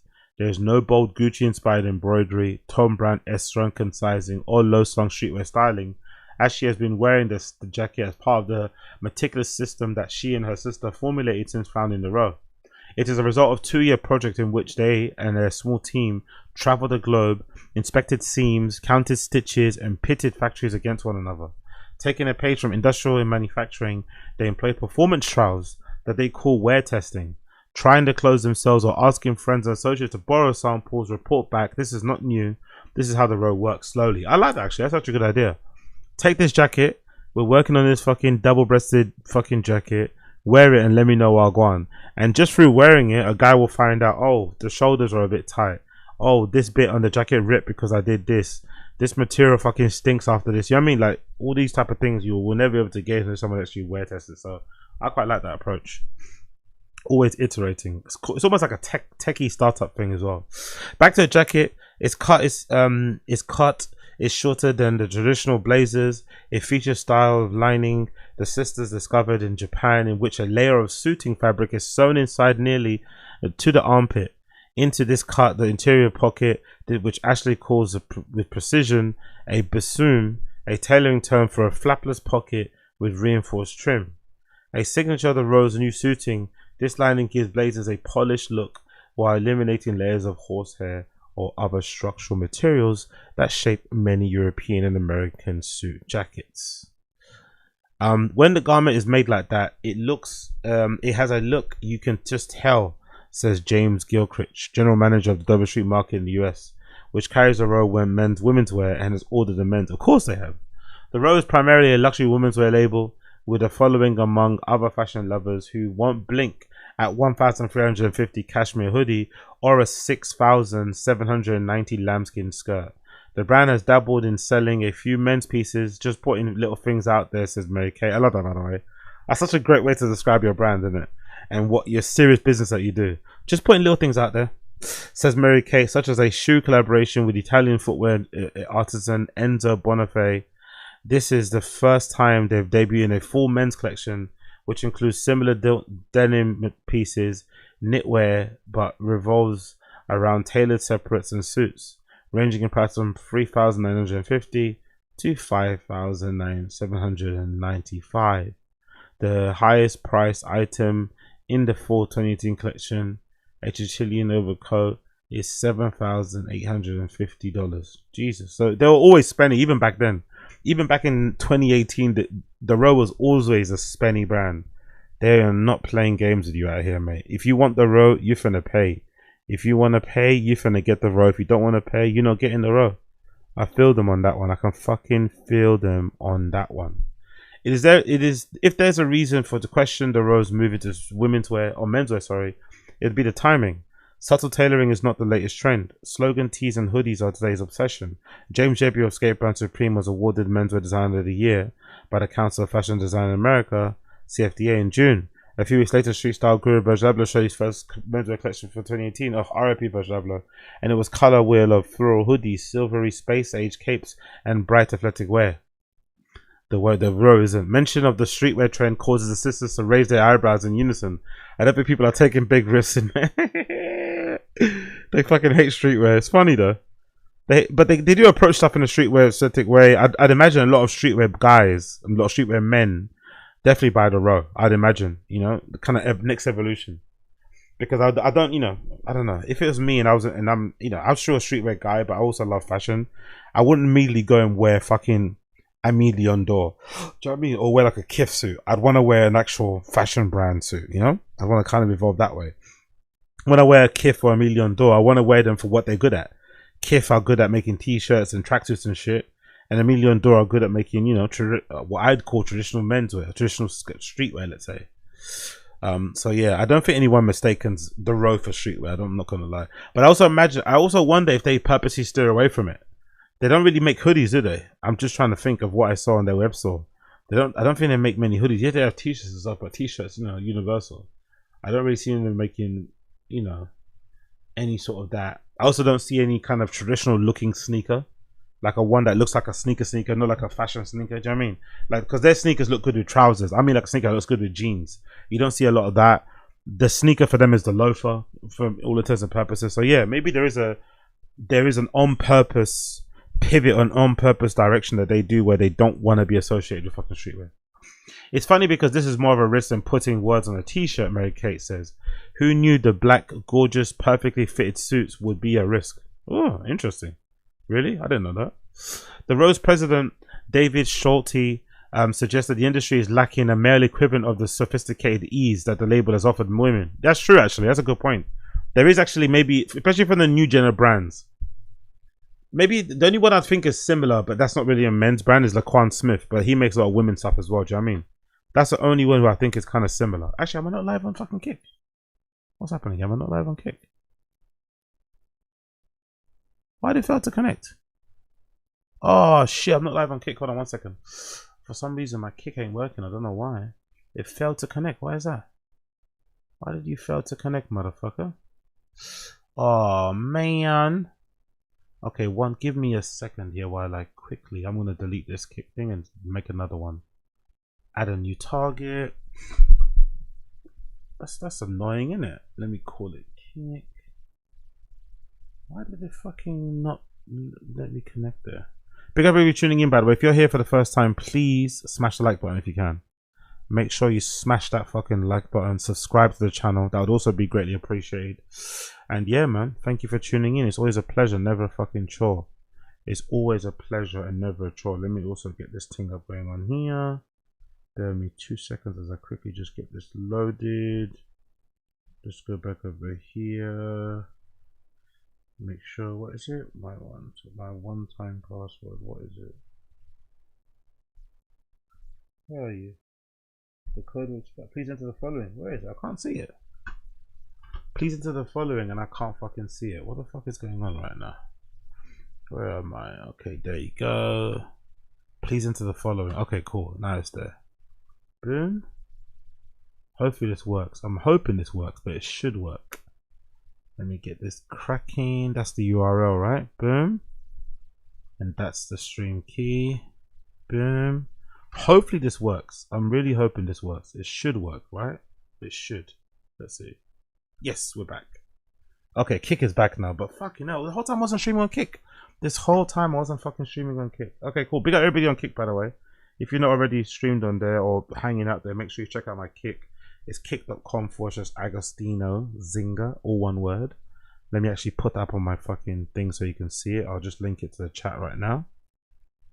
Right now. Whoops, let me go back. Right now. Whoops, let me go back. Right now. You can hear me.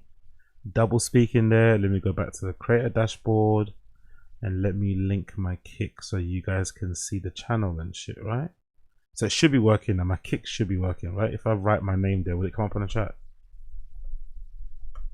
Does that come up? Yes, it does. Nice. Okay, cool. Let me get this on the chat so you guys can see. Those of you that care, I'm also streaming on the old KICK. Actually, whilst we're here, let me just give some gift memberships away.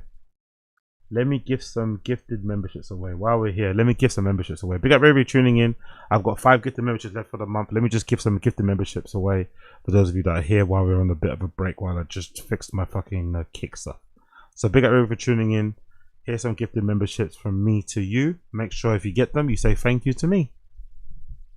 If you get them, make sure you say thank you to me. Let me give those out, add them to my total, and then we can continue on, yeah? Big up everybody tuning in. I appreciate you. We're gonna carry on in a minute.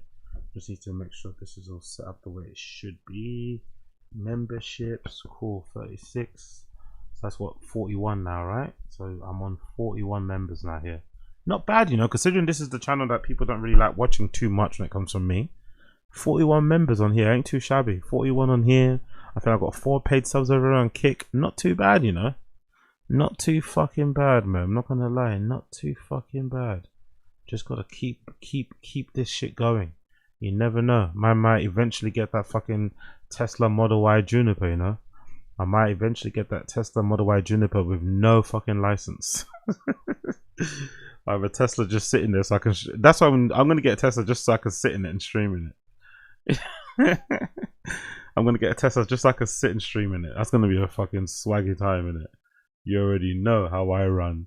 You already know how I run. So yeah, did you guys get the fucking get the memberships right? Big up everybody that got them. Who got them? Who got the memberships? Big up to Train Rex who got them. Big G who got them. Ron, someone called Doug, someone called Scott. I appreciate you.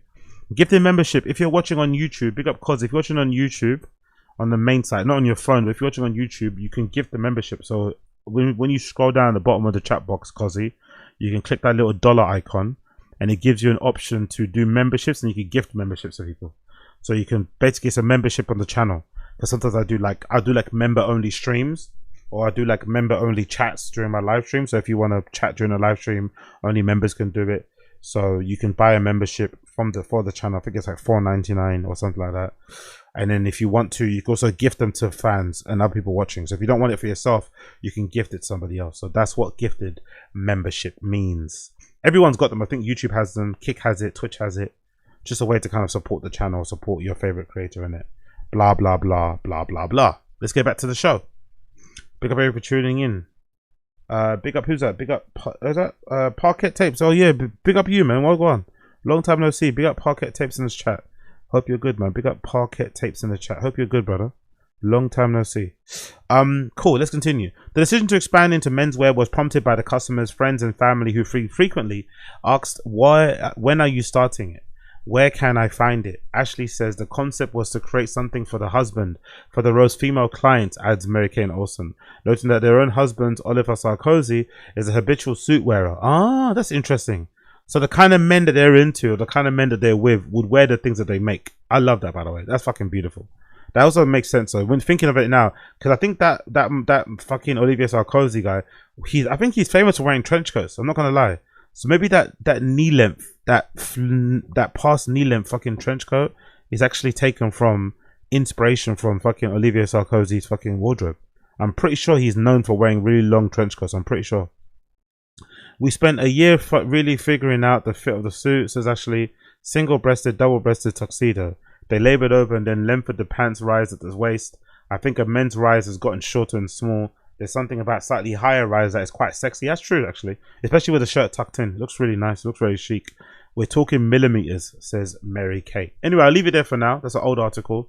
Big up Mary Kate and Olsen. The Row menswear is available now to buy at therow.com. Therow.com menswear is available right now. Once I get 500 members. Once I get 500 members on here, I'll probably start buying the Row. But for now, I'll just admire it from afar. But I want those loafers. If there's one thing I could definitely buy, it's definitely those loafers and that trench coat.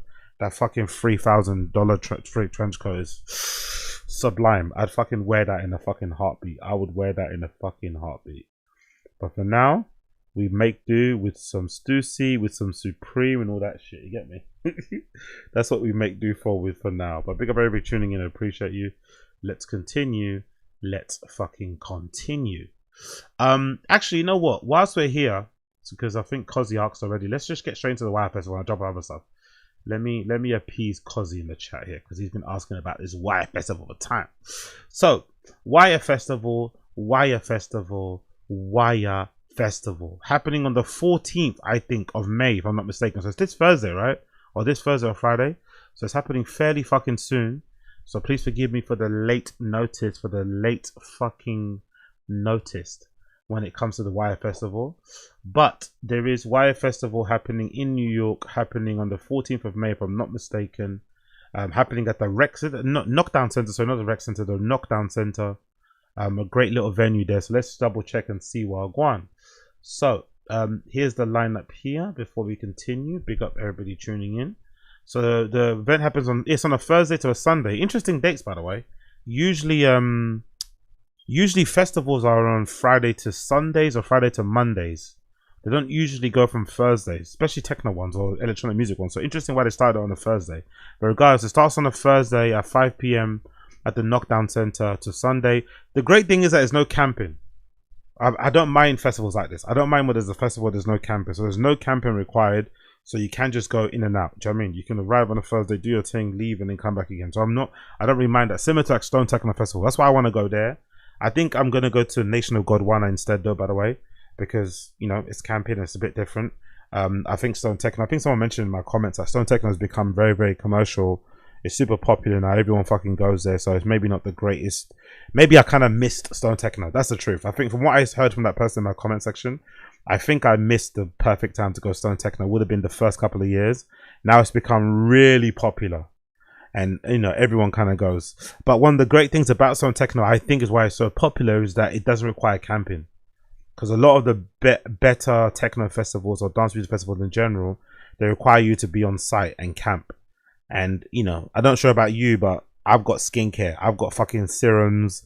I've got vitamin D, vitamin C's. I've got fucking oils and face moisturizers and toners that I need to use. I can't be camping.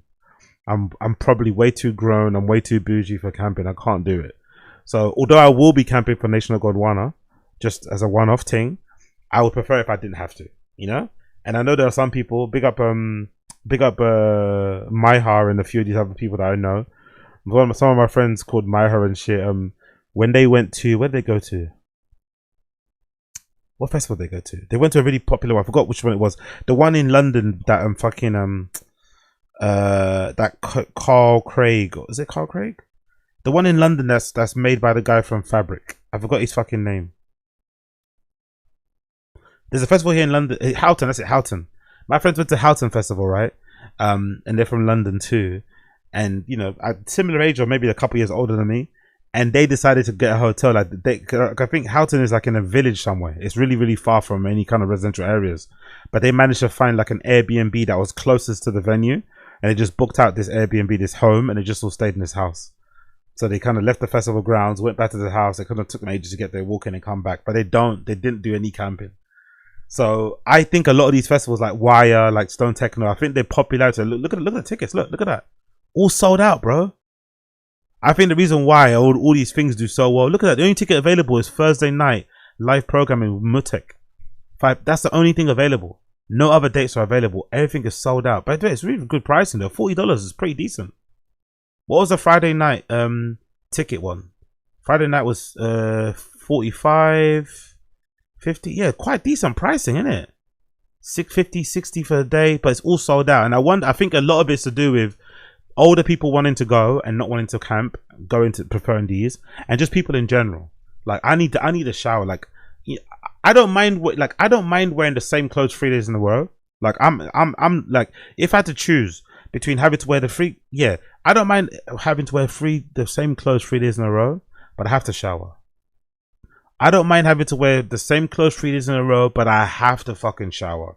If I can't shower, then I'm not going. You know what I mean? I have to be able to fucking, you know what I mean, to wash my fucking balls.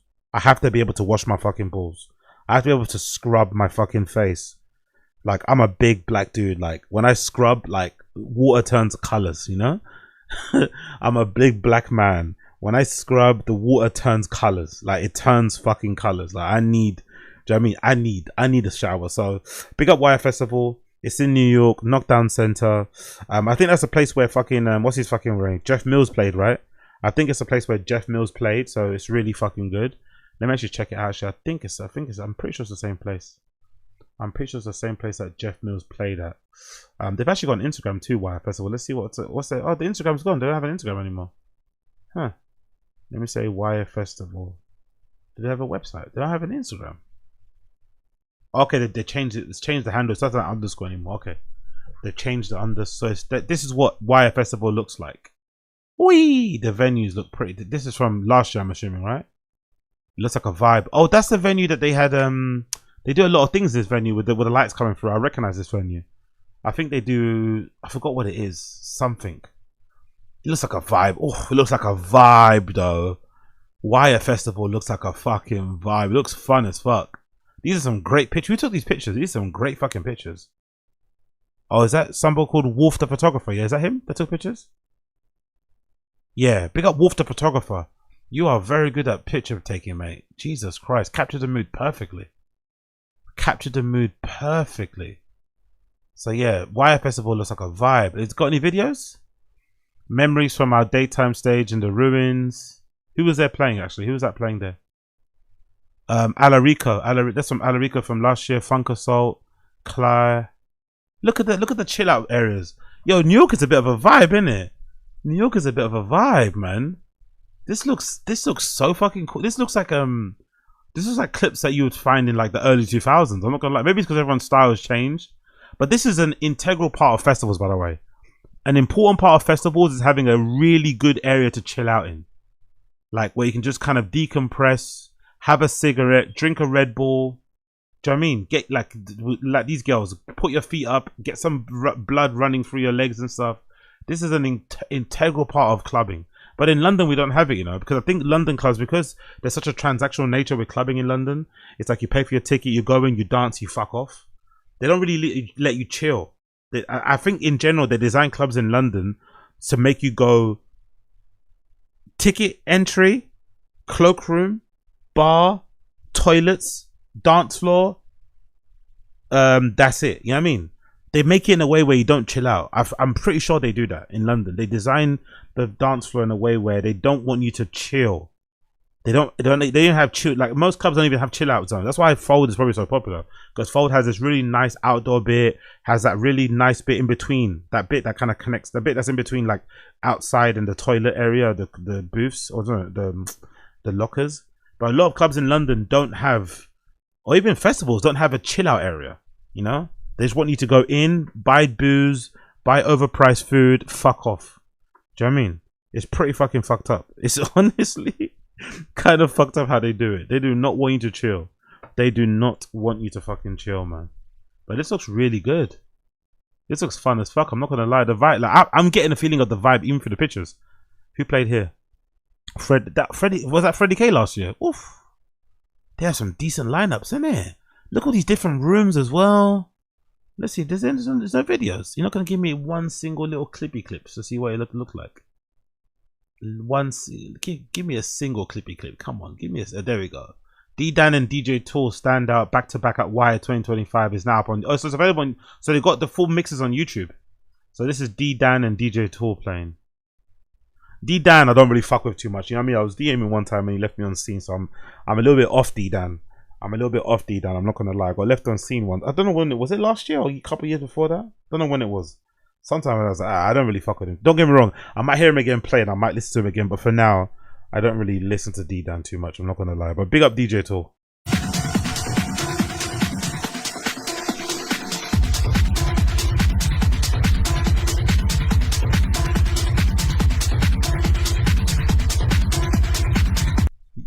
Yo, Cozy in the stream chat, I apologize. Cozy in the stream chat has been on my fucking bumper. Has been on my fucking neck about reviewing this fucking festival. And I kept fucking pulling it off. And now I have to eat my words. Cozy, you are right. You had a more than a point. You are right, Cozy. You are fucking right. This looks like a fucking vibe. If you're in the States, if you're on the East Coast, if you're on the West Coast, if you're down south, if you're in the center, wherever you are, and if you like dance music and you can get to New York on Thursday, do it. Make it happen. Even if you have to fucking get an Airbnb in New Jersey or something and just travel in, go and attend the WIFI festival. This is like a fucking this is the closest I've seen to like a European standard or a European vibe, because a lot of your stuff out there in America is a bit booky, you know, don't get me wrong, but this is the closest I've seen to like a European standard. Like, this looks like it would fit in fucking Berlin, it'd fit in Amsterdam, it'd fit in London. This looks like really on point, man. So big up everybody over there in the States. If you can get to the WIFI festival, get there. And big up Cozy. You were right. You were right.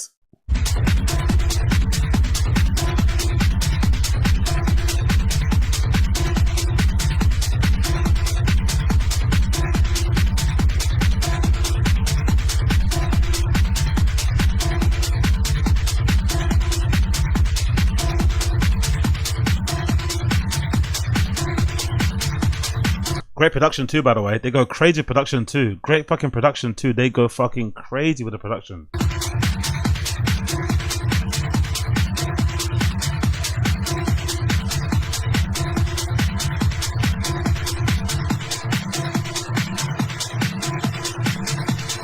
What's his comment about? What's his comment? Did that L wannabe DJ make the cut too? What's this about? What happened there? Did that L wannabe DJ make the cut too? Who's that? Who's DJ L? Guess he was there, huh? Maybe I'm popular opinion, but I saw the set live and I did not like it. D Dan on his own is so much better. Tool's tracks does not mix well with D Dan. Okay. Next clip here.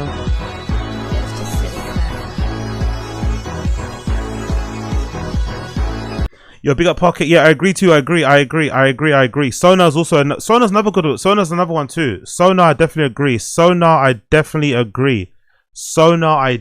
fucking agree. Sonar, I definitely fucking agree. Sonar, I agree, because isn't the same people that do Sonar the ones that do fucking Primavera? Or am I bugging out? No, but yeah, Sonar, I agree, mostly because I went to Primavera. I've never been to Sonar Festival, but I went to. Actually, when is Sonar Festival? When is that? It's this year, right? But when is it? In July? When is Sonar Barcelona? When is that? Is it in June? When's it happening? It's happening when? When? What's the date? Oh, it's June.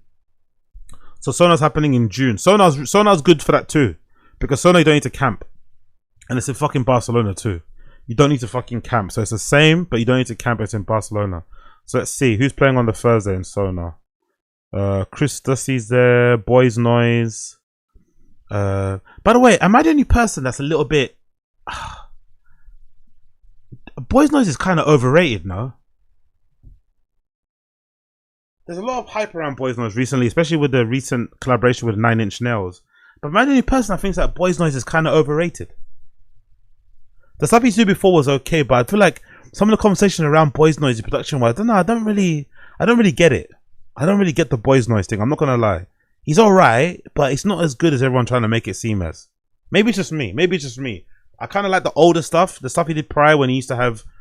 I remember he used to have like a. Is it like a yellow and black logo? I feel like it's like yellow and black, that kind of era when he was like that sort of thing. But I don't know.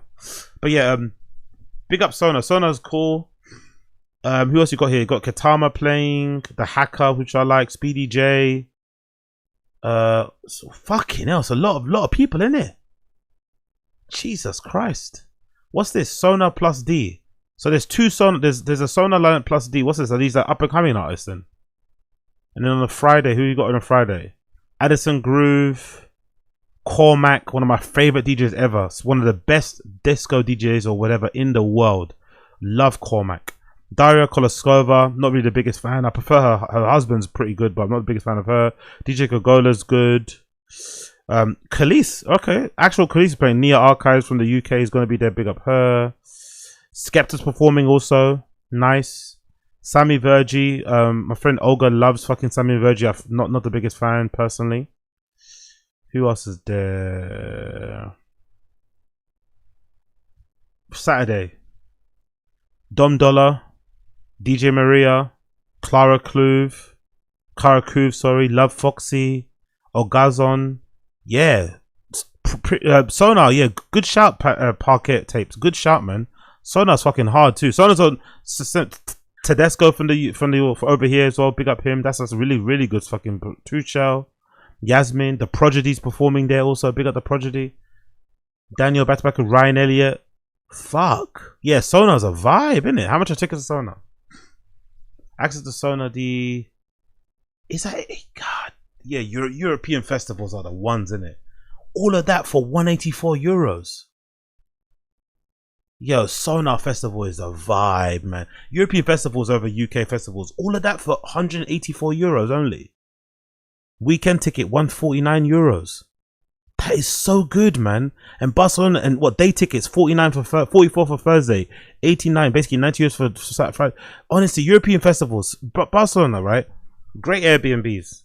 Especially if you don't mind, like where we stayed. I don't know where Sonar is. Where is it? The same place where, what's the location of this actually, Sonar? What's the location about Sonar? Where's the fucking location of it? Is that the same place that they do fucking Primavera?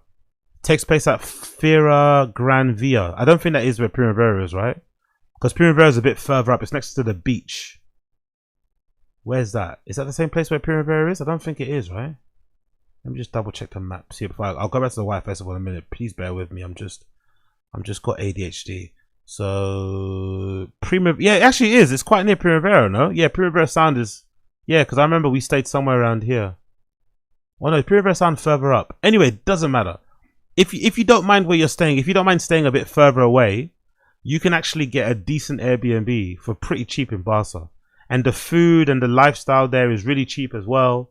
So you won't need to spend that much money. So yeah, if you're not in America and you can't go to Wire Festival, definitely check out Sonar. Parquet Tapes is right. Sonar Festival is a fucking vibe, man. What is this? What's this? Unwrapping Sonar. What's this? Unwrapping. Esencia y cambio. Dos constantes de Sonar desde sus inicios.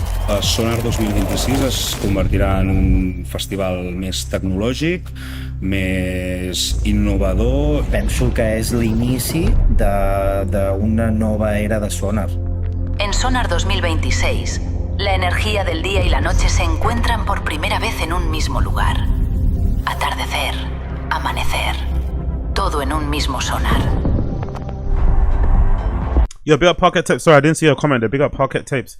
I've been Sonar 7 times. Raw, 7 times. Big up Parquet. You're legend.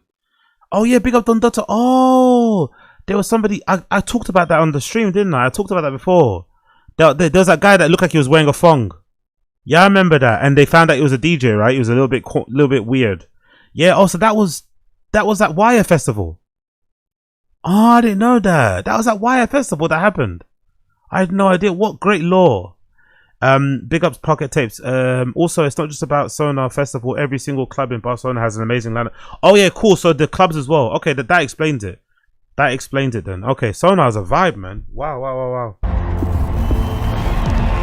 Amb aquest treball de disseny que estan fent 250K no hem deixat mai de perdre de vista aquest històric, tota aquesta història, aquest passat, aquests referents tan clars que tothom té de Sonar. I think it's an honor to work with Sonar. Hemos rediseñado cada espacio. Más escenarios, más inmersivos, más Sonar. It still feels familiar, still have the same feeling it has all these years, but then with a new, fresh look.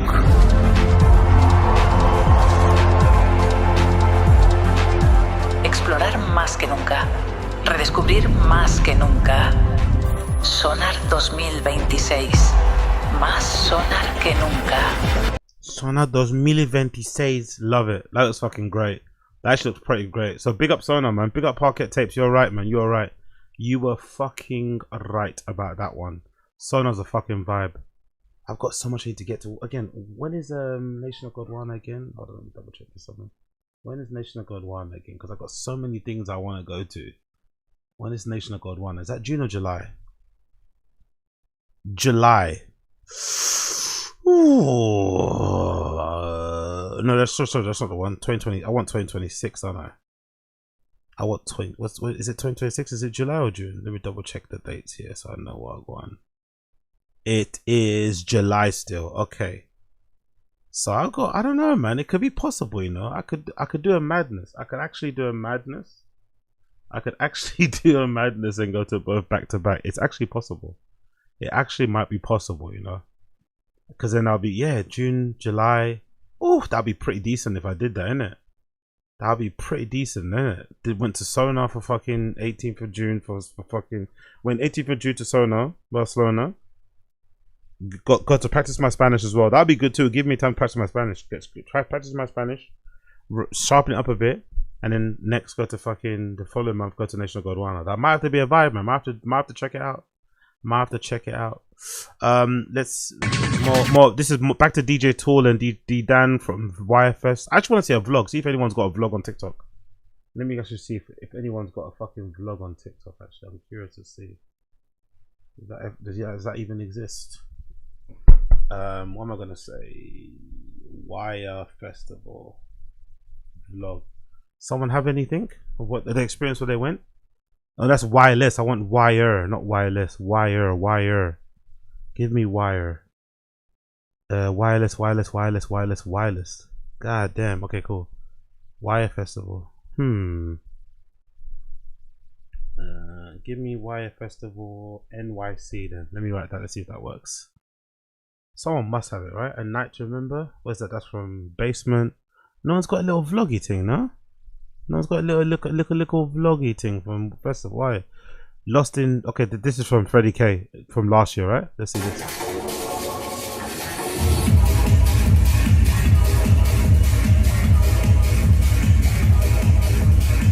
Yeah, that looks good. Let me see if I got any... Is there anything else from them? Wire Festival... Let's go Knockdown Center. Maybe Knockdown Center location will have some bits and bobs here. Anything from Wire Festival here? Sunday, 5 heaters from Knockdown. Missing the Ruins. Another. This is another playing in Knockdown Center.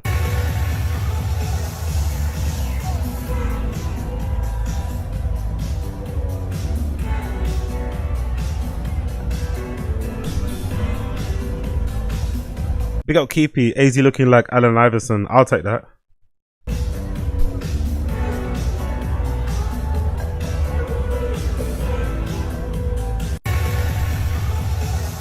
So no one's got a cheeky wireless festival vlog. Someone must have that, right? Let me go on YouTube. Someone must have a Wire Festival vlog. There must be someone out there that went there. Wire Festival. Oh, sorry.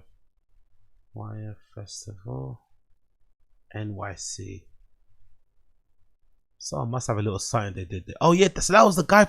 I didn't know that was I didn't know that was at Wire Festival. Honestly, I did not know that was at Wire Festival. I remember this iconic guy.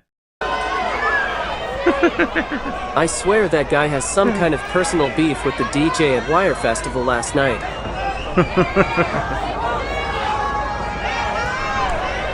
The thong is amazing, by the way. The thong is such a nice touch. The thong was such a nice touch.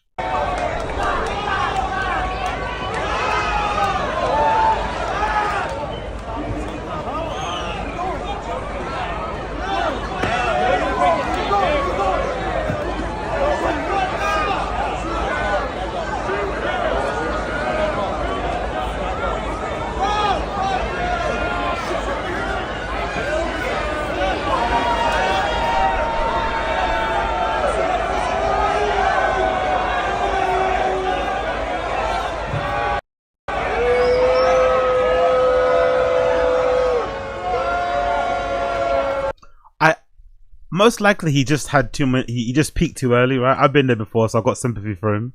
Most likely this guy peaked too early. Most likely he did. But I really hope it was it was one of those cases of like, sometimes when you DJ, like it's happened to me a few times when you DJ and someone will come up to you and say, can I play a couple tunes? Can we go back to back? I got my USB, right? It happens more often than you think. You're playing in a club. You've been paid to play there, or you've been booked to play there, whatever. You're playing in a fucking club, and some random person will come up to you in the booth and say, can I play? Can we go back to a person you don't know? Some random person will rock up and say, I got a USB, let's play.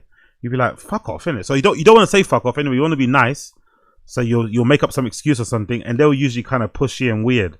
So I really hope that it was the case that he actually asked to go back to back, whoever was playing, and then he got so pissed off that they said no. He just jumped on the fucking booth, on the fucking decks. I don't think so. I think most likely he just peaked too early, yeah, the drugs took control and he got lost in the sauce. But that would be so funny if he did try and get on to play, got told to fuck off, and then decided to storm the fucking booth. What a legend. What a legend. DJ Stingray playing there as well. Who was that?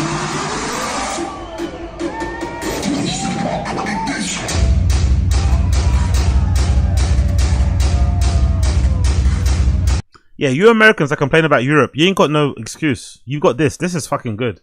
This is good. This is just as good, if not better, than some European festivals. You guys have got no excuse, unless obviously America. I know New York is expensive to get to and to live and shit, but yeah, this is really fucking good so far. What I've seen.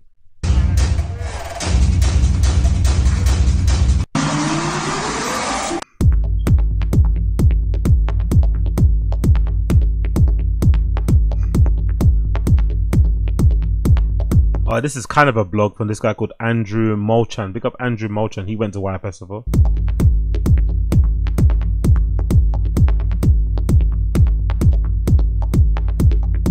Oh, I know who that is. I recognize that hair. I think that's my arch nemesis, Juliana Huxtable, isn't it? I think that's my arch nemesis, Juliana Huxtable, right there. I recognize that face. I recognize those dreads. I recognize that head. Just looking at me saying, nah, no thank you. Don't touch me. Honestly, it still makes me laugh to this day, man. You see video clips of like Rihanna going to these fucking meet and greets, right? Kissing and shaking hands with everybody. Rihanna's like a legit billionaire, one of the most famous people in the fucking world, and she still makes time to say hi to her fans and whatever. I tried to say a little hi, whatever, to fucking, you know, Juliana Huxtable that one time in Panorama Bar, and she legitimately looked at me like I had fucking shit on my top lip. She legitimately looked at me like I had shit on my top. Maybe, I don't know. Maybe she thought I was clapped. I don't know. Maybe maybe I was steaming and my eyes were popping out my head. I don't know. But it still makes me laugh how, like, you know, don't get me wrong. She's a great DJ. Not that well known. I don't think she's not super popular, but still a great DJ regardless. Great at her fucking craft. Somebody on that level is like not willing to be nice and just, you know, play nice at least, even just pretend, you know, oh my god, hi. Because I think I said something like, you know, if you had a really great set or something, and she just like, you know, gave me that kind of like sheepish smile. But just pretend, innit? Just pretend to be nice. Just pretend. Because I'm sure Rihanna doesn't like doing all the meet and greets, right? I'm sure she doesn't like all these random girls and women and men and shit rubbing up against her, putting their arm around her shoulder. I'm sure in some respects she doesn't like it. But you're a celebrity, you're a star. You just got to like turn it on. For the brief moment you're doing a meet and greet, for the brief moment you meet a fan, you just got to turn on the charm, put a fucking smile on your face and keep it moving. But for some reason, Juliana Huxtable was not feeling, man. She was not feeling, man. So I recognize that head, those dreads. I recognize it from a mile off because it's still that bad memory. So I think that was actually the last time I said hi to a DJ in real life. I'm not going to lie. Now when I go see sets, I see them play. I go see them play and I go home. But the times of me maybe standing, you know, sometimes you're standing by the booth and you see them walking by. You're like, hey, hi. Or you see them at the end and you want to say something. Those days are gone. Because DJs' egos are way bigger than some of the biggest celebrities. I don't know why. DJs' egos are bigger than some of the biggest celebrities. A DJ will definitely ego you. They'll make you feel like a fucking peon if you try and say hi. So now when I go to clubs, I see them from afar. I wave. No, I don't see them from afar. I just enjoy the rave and I go home. I don't even try and say hi because these DJs will make you feel like a fucking peon.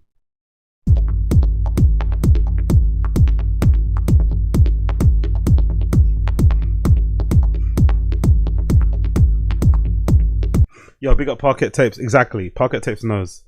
I tried to say hi to Miss Kitten once at the end in London and she's just stared at me. To be fair, Miss Kitten's kind of always on it though. I bumped into her one time when I was in, again, not to share this story, but you know, she comes across a little bit like a bitch. I like her music from afar again, but she doesn't come across like a great actress, so I will only share it because of this. One time I was in the Fabric Green Room for, what night did I go to Fabric for? Was it Ricardo Villalobos? Maybe Ricardo Villalobos, maybe it was Gerd Jansen. I went to go see somebody play. I got a wristband to get into the green room, big up to my plug. And obviously in the you know, Fabric Green Room, it's just a bunch of, you know, fucking boomers doing a bunch of drugs, really, to be honest. It's just full of boomers doing drugs and some fucking random European girls who look like they're barely 25 or something, from Switzerland or something, in there too, right? Some hangers on. And whilst I was in there, you know, racking up and shit, Miss Kitten walks in. And I don't know if I don't know if because, you know, I'm just a random guy. Maybe she just didn't recognize me from being in there. Maybe she's been in there more than me. But she did that stare thing. She was kind of weird. She just kind of like I first saw her and kind of smiled, and said, hey, like wherever, and she just kind of stared right through me. So I think she was just super high or maybe paranoid. I don't know. But the whole time she was just in that fucking.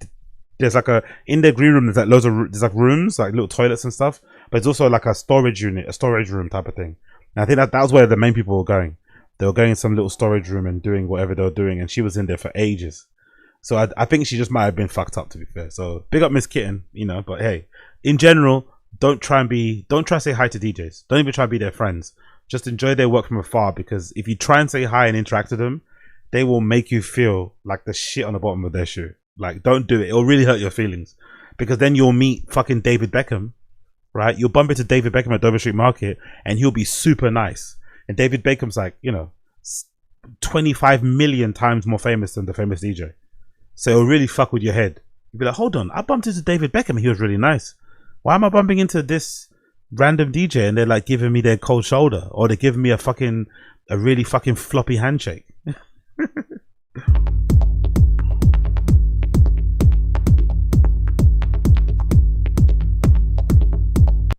Yo, big up on 10 toes. I feel like it's going to be AZ when he hits the 190. Hellos. Also over the decks. It's actually kind of insane, isn't it? It's actually, when you think about it, it is kind of insane that you could I don't know. I think if I got to this state, I'd already be at the club. I don't think I'd go to a booth. That's the thing. I've been twisted before in a club, right? I've peaked to it. Like, one of my things that I do, that I'm known for, is peaking too early. But when I peak too early, I'll fall asleep. Like, at the side of the club, I'll fall asleep in a toilet cubicle with my trousers down by my ankles and shit. Happened, real life story. I'm not going to repeat it again. But I don't think I'm ever going to go to a booth. My first instinct is not to go to. I don't want to be seen. I'm already like. I mean, my first instinct is not to go to a booth. I'm just going to be by the toilet somewhere, nursing my wounds. You get me?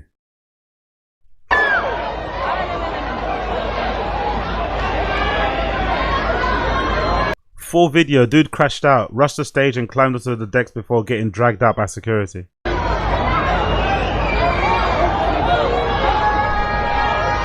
The funny thing is they tried to help him, you know? The funny thing is they tried to help him. Security tried to push him back down. Maybe they pushed him back down. He would have just probably went home or carried on raving. But he actually insisted on jumping on the decks.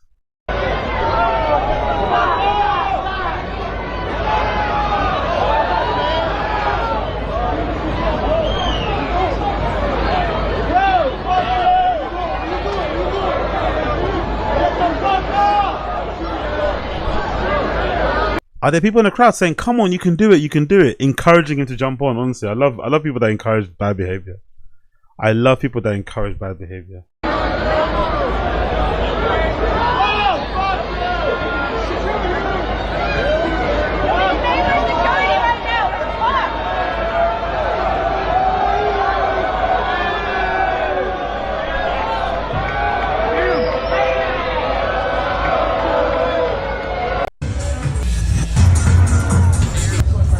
Oh, working chef at WIFI Festival.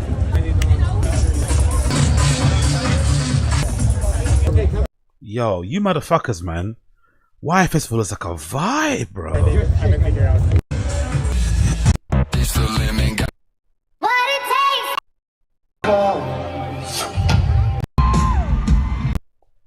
Cool. Is that it? Yeah. No more WIFI Festival line vlogs.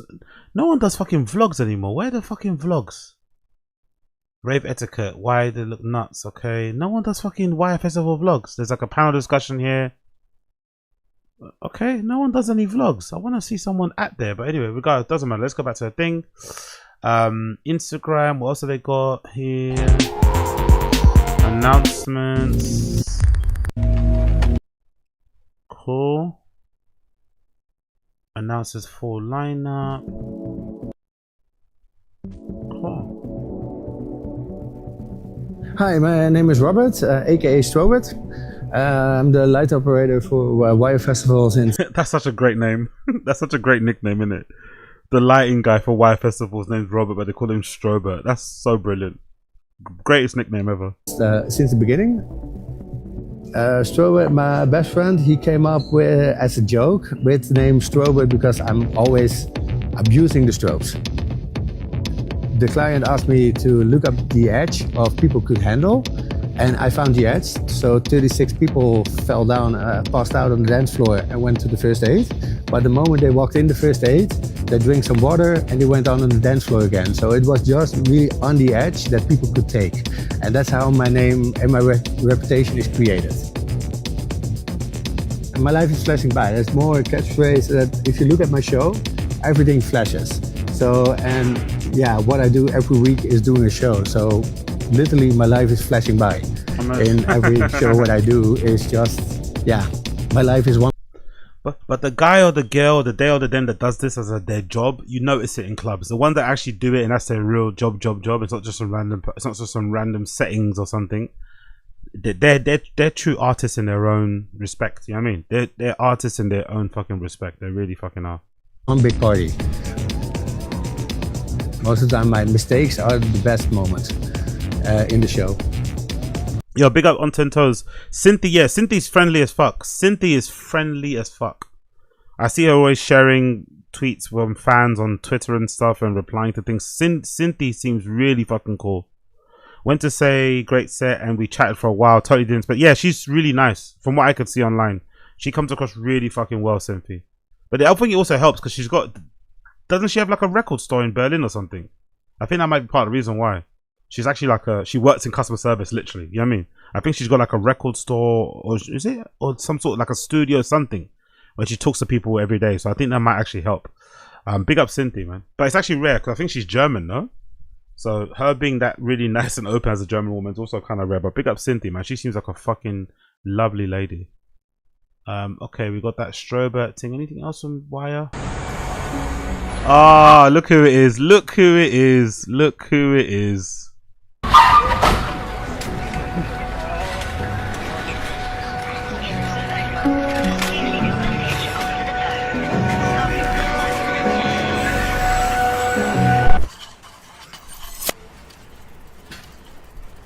Perfect. Nice little promo video. They work really well on these, isn't it? I'm not gonna lie. That's pretty cool.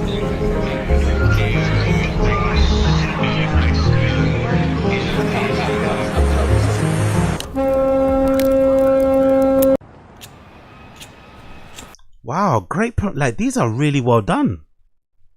Fucking hell, Wire Festival. Like I didn't know, but I need to keep an eye on this, man. Maybe next year, man, will come through. This is fucking sick. That's Gabriel Quarteng, no? Is that who it is or no? Someone different? Yeah, that's Gabriel Quarteng. Pick up her.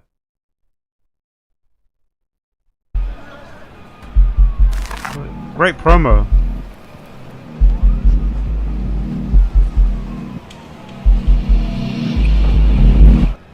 By the way, Fold up there too. Oh, there's a Fold lineup as well. As a tradition, we've invite our favorite collectives each year to take over stage 2. This year, Folds makes its debut across Saturday and Sunday with a special lineup blending. Wow, Fold are doing their own. So they got their fucking what's it called? Fold have their resident DJs playing there. Annabella Rario, Cotton, Holden, Federico. Who are these? Are those new people? Let me see. I don't know those names. Fold London. They look like they might have some new residents. Do they have the residents on their list though? Let's see. Maybe they got some new. Maybe some people have left the club. I don't know. I'm not been involved in a while, by the way. I need to go check them out. I haven't been there in a while. Let's see what they got here. Okay, look, so okay. It's funny how everyone's white in it. I'm not gonna lie. We got Fold and stuff, but it's actually funny. All the resident DJs are white. There's not a single non-white person on this. I guess maybe some of them will say, "I'm not white. I'm from Spain" or something, right? But like, it's funny, isn't it? All the resident DJs are white. It's actually kind of hilarious considering how multicultural and rich in different races it is actually there. It's actually really interesting how everyone there is white. But hey, what can you do? It is what it is. It is what it is. So yeah, Fold have a lineup: Annabella Orario, Cotton, Holden Federico, I don't know who that is, James Newmarsh, Voice Drone, Joanna, Lauren Flax, Sunday Aurora Hull, Courtesy, Fadi Moham, Newer, Pablo Bozy, ooh, Show, someone called Can Chelsea or Can Chelsea, Cancelli. That's gonna be fucking madder. Yo, these videos are really well done. What's this? Going to Berlin? What's this video? Going to Berlin was such a different experience to me because I was like, wow, there's resources when you throw a party. Like, and so I'm not going to say that it's like ideal or like the you know, utopia, because that would be dishonest. But it was way easier to find support for events, way easier to get grants for events, way easier to find, like, nightlife, at least in Berlin, is included under the umbrella of the arts writ large, and so that provides an opportunity for legitimacy that had just never existed in New York. Going to Berlin. Fair play. Why Festival hosted a panel discussion, electronic music in North America and Europe in collaboration with Nevada. The panelists could spot differences. But you know what? I had that same thing, right? When you go to Berlin for the first time, you come back to whatever city you're from, and you start to hate it. You look at all the things that you could be doing differently. You want to copy all the things they do in Berlin in your own city. But unfortunately, it just isn't the case. Like, Berlin isn't even like any other city in Germany. There's no other city in Germany that embraces nightlife the way that Berlin does. It's just one of those freaky, weird places that exist, right? It's kind of similar to like how Las Vegas is to casinos. There's probably no other place in the world that embraces gambling and debauchery the way fucking casinos, the way Las Vegas does with casinos there. What I think you have to do is take whatever elements can work for whatever city you're in and make it work. And sometimes I feel like whatever restrictions you have in your own city will actually breed a better scene for what you got going on. Because some cities, like for instance, Berlin has a thing where the clubs stay open until 8 a.m., right? 10 a.m. in the morning. But the city's kind of built for that. They've also got public transport that's fairly easy to jump on and off all hours of the night. There's always a store open that you can buy a drink from. Most of the shops, there's always cafes and, you know, bakeries and stuff you can get fucking breakfast in, and kebab shops are open nearly 24 hours. So it kind of works. But maybe in your city, if they had clubs open until 8 a.m., what would be the point? If all your stores are open only at 12 p.m. or 11 or whatever. Do you know what I mean? So I feel like sometimes when you go to Berlin, you can get kind of like hypnotized by all the good shit that goes there. But it's also a very unique place where that stuff happens. It does happen anywhere else in the world. Appreciate it for what it is. But then I think sometimes the restrictions you have in your home city can actually work in your benefit. Some of the restrictions can make you get resourceful. You can start to look for solutions. You can start to think outside the box to get around it. Like, I think in London, for instance, in London, we don't have good licensing laws, right? And we don't have places that open until late. The reason why we have the restrictions that we have in London are the reason why we have Unfold. Unfold and Fold, which is the Sunday party that goes on from 12 p.m. till 12 a.m. That only happens because we don't have the ability to do it the other way around, where it should be like 12 to fucking 12 a.m. type of thing. We don't have that. Or 12 a.m. to like 12 p.m. We don't have that way because clubs aren't open till late. So the lack of late opening hours forced Fold to do a club night that starts from the middle of the day on a Sunday. When really, if it was in a city like Berlin, it would probably start at 12 a.m. instead, you know? So restrictions and fucking safeguard and whatever hurdles or whatever can really sometimes help you find more creative solutions. But I think sometimes trying to copy what Berlin does, like for instance, like even city of London, it took a while for us to embrace no photos. The having a sticker of your phone thing that they have in Berlin and Amsterdam and stuff, that's part of their culture. That's part of what they've been doing since the advent of like popular dance music and clubs, essentially from like the 80s to the 90s. They've been doing that. It's not been a thing here in London for a while. So it took the punters and the clubbing scene a while for us to catch on. At first, it was just a few clubs doing it. Now most clubs doing it. Now most people like doing it, right? They like to go and just like unwind in a place where they're not feeling like they're under surveillance all the time. So just immediately come into your city, wherever you live in the world, and be like, oh, I'm gonna start a club, but there's no photos. Like sometimes it won't work because the people's attitudes and behaviors are not the same. You know what I mean? They're not like they're not as well trained, you know, as other places around the world where they may be a lot more used to not having their phone on them all the time, not taking pictures with a flash and shit. Like in Amsterdam, the only thing I noticed differently in Amsterdam is that most clubs, some clubs don't even put a stick on their phone. They just say, please, no flash photography. That's it. And then when you go into a club, what you notice, especially in the continent, this very not similar to London's probably the one exception. There's not a lot of people on the dance floor with their phones on anyway. I feel like London's the one place where people are generally on their phone a lot, myself included. I feel like if you go in the continent, if you go to places like Spain, if you go to places like fucking Germany, places like the Netherlands and shit, when you go to clubs, you'll see people actually present, enjoying themselves, even without a sticker over their camera. So those behaviors are ingrained in what they do. So it's a lot easier then to transition from that to no pictures. Whereas in the UK, it took a while for people to accept the no pictures thing. It's like, what the fuck are no pictures? It's my phone. I will take a picture if I fucking want to. I paid a ticket. I can do what the fuck I want. But then it took a time. No, please be respectful. The pictures. Yo, big up Shage Debt. I see you in the studio. Where you go? Shage Debt. It's easy to lose yourself in Berlin if you don't want to give shame from the freedom that someone would experience in club culture. Yeah, for sure. I just think you can take good. I just think the copying of it is not the great idea. I just think copying what you guys do over there and trying to replicate it over here just doesn't work. You kind of have to do what fits whatever location you're at. I think Berlin is it's just like I said, there's no other place like it even in Germany. It's kind of unique in that respect. It's kind of unique, but hey, what do I know? I don't think they realize what you give to the community and the space that you are. And I also think, just as a short, just to add on to his point of this fucking power discussion, I also think America's really different too. Americans are really different from Europeans. Like this festival, Wire Festival, looks fucking phenomenal, but it looks phenomenal in a very American way still. Like I'd go to it because it's an American thing. It doesn't feel like they're trying to pretend to be European. They're doing their own thing, but in an American way. I think that's why the scenes evolve and things get better. Is if you do what you do based on what you do best, as opposed to like, oh, let's just like copy and paste what they do over here, because it doesn't always work.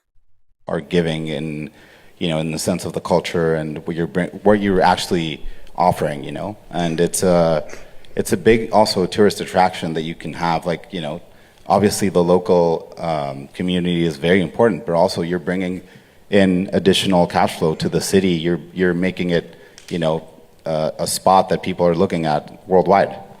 I don't think they realize what you get. In some circumstances, it doesn't make sense to be right in the middle of a residential neighborhood and not have any noise restrictions or hourly restrictions. I do understand that, but if you're not hurting anybody, why do we need these laws? In a warehouse district or a commercial district, something like that.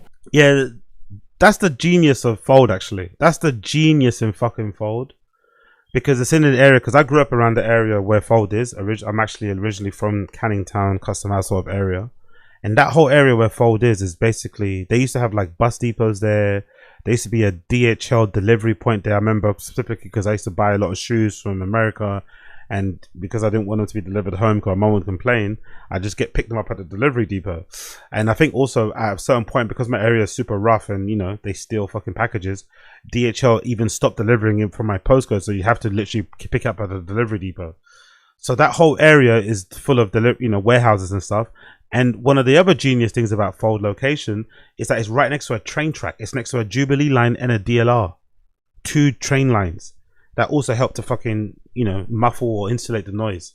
And then across obviously on the other side of the train tracks are homes. But it's so far away from everything. That's why I think they can get away with having the sound that they have. Because the sound in Fold is like, there's no other club in London that has that level of volume. Most clubs have to kind of neuter it, especially places like Fabric and other places. So that kind of really helps. But what I hate about this stuff is mostly the clubs where they're in, like, for instance, there's like Hackney Wick is a good example. Hackney Wick, Dawson. A lot of clubs open in those type of areas that attracted people to buy homes around those areas because they was kind of hip and up and coming. Then those people that come because of the clubbing scene, they come because of the bar scene, they come because of the hospitality and nightlife scene. When they settle down there, they didn't start complaining about the noise. It's like, motherfucker, like that's why you moved there. You moved there because of the noise, because of the ambience, because of the clubs, because of the fucking vibe. Then you live there and you start complaining about the noise. That's what I hate.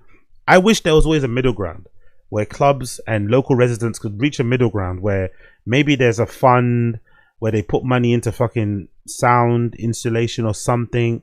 But I hate that whenever there's a complaint from a local neighbor, that neighbor can just get a whole fucking club shut down or even a whole street shut down. There's a story actually in London. There's a story in London which I think I should cover in the next episode because I forgot to get it now. But there's a story in London that's developing where there was this really famous gay bar or gay club in London called GAY in Soho. Very famous, world-renowned nightclub. Obviously for, you know, gay guys in general, but it's just a very well-known club in that area, in that kind of, you know, districts of Soho. It recently closed down, right? The gay community is really pissed off. Everyone's annoyed. They found out now the reason why that club had to close down was because a neighbor had falsified noise complaints. I think they generated them from ChatGPT. I'm pretty sure, if I'm not mistaken. I think this neighbor generated multiple noise complaints about this GAY club in Soho, made it seem like everyone was complaining, filed it with the local council. And obviously the local council, they always fucking, for some reason, favor the residents over the fucking business owners. There's never any type of middle ground or compromise. They immediately fucking revoked their drink license or whatever, and the club had to kind of shut down. And they found out it was like one resident being fucking, do you know what I mean, just scamming the system essentially. Because they knew if you put a complaint in, there's more than 2 people, more than 3 people, the bar is probably going to side the residents of clubs close the shut down. So that's the reason. I wish there was more collaboration, because I do understand if you live in a residential area and there's clubs around you, it also must be horrible, right? Taking your kids to school and seeing piss on the floor, syringes, baggies, condoms and shit. It must be disgusting. Piss all over your walls from people late at night, you know? I get it, but there needs to be a compromise, man. There needs to be a compromise. I mean, I hate when phones are out on a dance floor. I don't think it's ever chic. I don't think it's ever fun. It just feels like now I'm in Instagram panopticon hell again. And so, yeah, I love when people police it. Like, I like the policies. Like, I'm like, no phones on the dance floor, period, as far as I'm concerned. I disagree slightly. I don't like the rules everyone's putting on their Instagrams. It feels a little bit like we're back in school. It feels like they're treating us like fucking children. I hate that every club has a fucking, like a list of a code of conduct. Like, what the fuck is a nightclub, man? Fuck off. You know what I mean? Like, everyone has rules. They want you to sign, observe. Like, fuck off. Like, it's a bit too much. I think the no phones on the dance floor policy should be more dancing on the dance floor. I think just having not having your phone out is good, but I would like there to be a return to dancing. There's a real lack of dancing on dance floors in general. That's a real disappointing thing. No one's dancing anymore. But this whole like need to police people and tell them how to rave correctly is just as annoying as people not raving correctly. I'm not gonna lie. All these fucking rules are fucking pissing me off. Really pissing me off. But hey, what do I know? For a club that just opened, it's a very interesting juggling act, because in the beginning you can be very strict at the door, but you have to have people inside. You really you need to sell tickets. You need to sell drinks. I love that he's saying this, by the way, because this whole door picking thing is a privilege of one club in general, Berghain. No other club can really have a super strict door policy, or your business is going to go under. At some point, you're going to have to let people in, you know? There are some clubs that they can like literally turn away 100 people knowing there's going to be 100 more. But most clubs, you have to get real. I think they were saying that to Fabric, actually. One of the guys from Fabric just said that during an interview once as well. Like, bro, this is fucking Fabric. Like, you know what I mean? Like, we need people in here. The rent is really high. I mean, we can't afford to have like an empty club. Drinks. But we're also a queer club. So you get criticism from those who are queer, like, what are these people doing here? We're now starting to be a bit more strict at the door, but what we're trying to do is really well, not educate, but really ask a couple of basic questions, make people aware of the space that they're about to enter, and then depending on how they respond to these questions, we either let them in or we don't. Again, I don't know. I feel like maybe it's just my fucking like resistant energy, anarchy. I don't know what it is, but just these like the tests and stuff. Like, who the fuck are you, man? Look at me, judge me on my appearance and stuff, but I'm not about to take a fucking test to get into a club. I know they're doing it with good intentions. I get it, but it's like, oh, why does everything have to be so like, it's not that serious. Like, the more serious you're making it, the more lame you're making it. It's kind of serious, but it's not that serious. You keep treating this seriously, it makes it actually lame, you know? It is true. You do also need the normies. People need to learn also what it is to be in these spaces and how you navigate there. So if you're not going to let them in for a club that just opened its... Yeah, for sure. Big up Shades. Yeah, Dog Kings have always a thing in the thing. He was always in the NYC club. No, for sure. I'm pretty sure. Studio 54 or clubs in New York are the ones that started the Velvet Rope. I'm pretty sure from reading it, because I remember I had the book somewhere. I think I still got the studio, or maybe I watched the Studio 54 documentary. I'm pretty sure the Velvet Rope, the idea of a Velvet Rope, VIP clubs and stuff started in New York. So they have a really strong, long history of like member only clubs, strict door entry policies and shit. I get it, but I don't know. A general question like, do you know who's playing tonight? Who you here to see will definitely cut through the noise. Don't need to be about, yeah, I mean, it doesn't need to be a fucking conversation or a test about your queerness or about this and that. I think generally saying, hey, who's playing tonight will probably give you an idea if this person is just here to do bumps, just here to fuck, just here to rave. You'll find out pretty quickly. You don't need fucking, I mean, I don't know. What do I know? I remember as a young man the first time I was in London and the pubs pushed out at 11 p.m. and you like went out, and I was up north in Manchester, I think, and everybody just started fighting in the street because they didn't want to go home. And I think the thing that we worry about the most at Knockdown Center is if an event lets out at 4, or if I have a rock and roll show that lets out at midnight, like that's literally 3,000 people walking out of here onto the street at the same time. That's why I've always said we need a fold in each part of London. I've argued this from the beginning. This is one of my main points of why I thought I'd be a fucking great night czar. It's done now. Amy Lammy kind of fucked it for all of us because she scammed the fucking government for loads of money. Fuck Amy Lammy, by the way, right? She did fucking nothing the whole time she was a fucking night czar. She made a fucking great salary from it, don't get me wrong, but she did absolutely nothing as a night czar. But what I would have done as a night czar is that I would have commissioned or advocated for a fold type of a club in each part of London. Because what he's saying is true. Having everybody kind of flood out at the same time in these clubs on these streets is not safe. It's not good for anybody. Local residents, the club in general. Sometimes that's what some of the worst things. There's only one place open. Everyone goes there, floods at the same time, and it fucking ruins the whole local area. But what you'd end up doing, if you had a fold in each part of London, because Fold typically stays open till 6 a.m. They also have a late license where they can open for 24 hours, but for the most part, it finishes at 6. What you end up doing is that all the clubs that are closed at 4 a.m., all those people will then go to whatever Fold they have in North, East, South, and West, you know? And it would kind of stagger the release. It would stagger people that are coming out. So some people that left the club that finished at 2 a.m. will just go home. Some people that left the club that finished at 4 a.m. will maybe go to Fold, will maybe go to their version of Fold. Then some of the people that were in there might leave at 5. So it kind of staggers people going home instead of having everybody flood out at the same time. But, you know, London does what London does. And Basement, we just never have that problem because we're going till 8 or 8:30. It's a very natural ebb and flow, and it feels to me just way safer, just way better for the neighborhood, for everything. Because, I mean, you know, horns honking, cabs freaking out. Like, it's so stressful to leave a concert where everybody leaves at the same time. So to me, it just seems obviously more humane not to have a time where everybody gets kicked out and is either ready to go home or not. I remember... I agree with that one. So who was on the panel? Who was on there? Oh, it's Paragon. Okay, cool. The club that... I think the club he's talking about was called Paragon, right? So Tyler... Right, is that him? So Tyler Myers, he's the one that owns Basement and Wire. So also the person that owns Basement is the person that does Wire Festival. I didn't know that. Okay, cool. So John Barkley is from Paragon.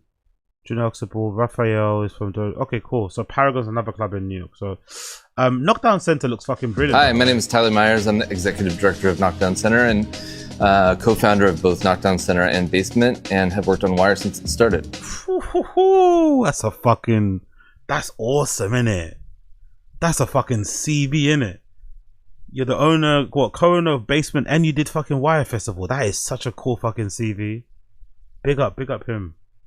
The intention of the Wire Talks program is to try to create space to work on and improve issues that affect the community. Last year for the festival and the Talks program, I moderated a discussion that tried to compare issues facing the dance music scene in the EU to those faced by the dance music scene in the United States and also New York City locally. It's an important issue for us because there's a large contrast between how the music is presented, how the music is able to be presented in a legal sense, but also how it's received by the culture in which it exists. It's a big difference. I also think that artists who are coming from Europe to the United States really feel like maybe our systems and laws are pretty backwards. And I think it's really interesting for us to explore the origins of those laws because they didn't come from nowhere, and asking ourselves where and why. Yeah, same thing happens from... I think there's like a famous story, there's like a bit of law regarding why we have like really strict opening hours in London. I think, if I'm not mistaken, it has something to do with the field raves of the 80s and stuff. Like when LSD was taken over and everything else in between, right? There was so many like crazy field raves and massive sound systems in the middle of fucking farms and fields.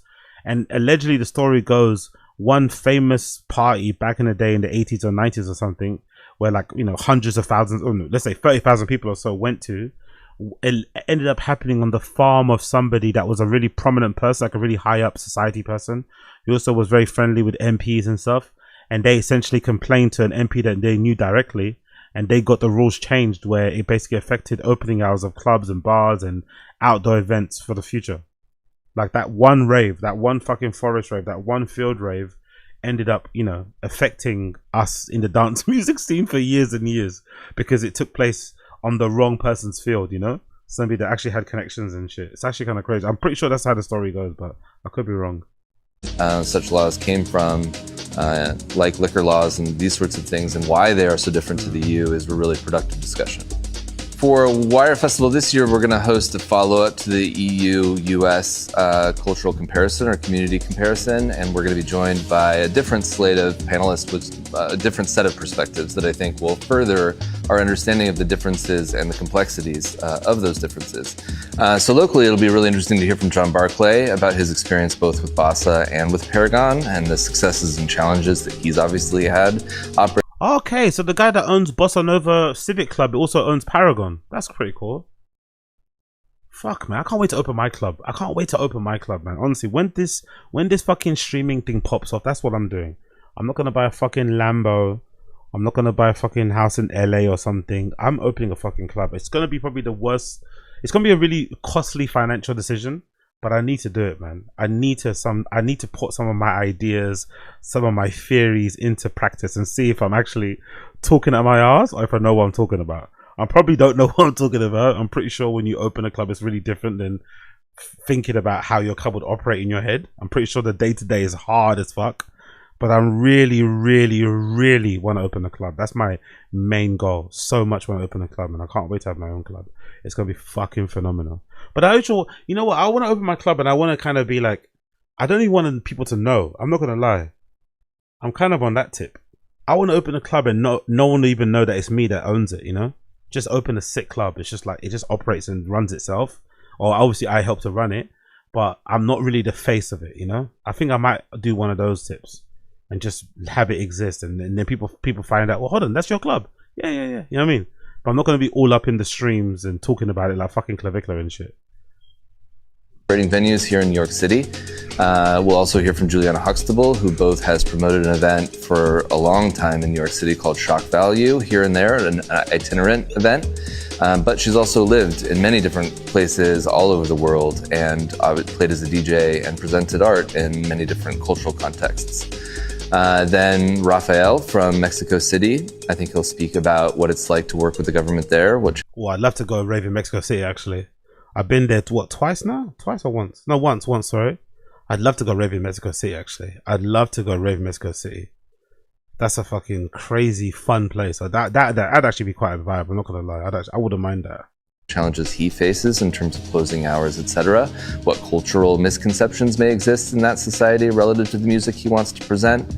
And then finally Sven, who can speak about Club Raum and Spielraum, and in particular the saga of trying to open Club Raum. We're gonna have this discussion starting at 6 on Friday, immediately before Wire Festival starts its 50-hour extravaganza. And it's free. The panel is free. I hope to see you at the panel. The panel is, honestly, god damn, man. Wire Festival was a vibe, bro. Free panel discussions. Free panel discussions. Fuck. I need to go Wire Festival, bro. I need to go Wire Festival at some fucking point. Free panel discussions, you know. Is there no vlogs? No one's got any fucking vlogs I can quickly see here. I'm gonna quickly see it and we're gonna move on. No vlogs. No one's got. Okay, there's some videos people in there, right? This is from last year, I think, right? Last year, yeah.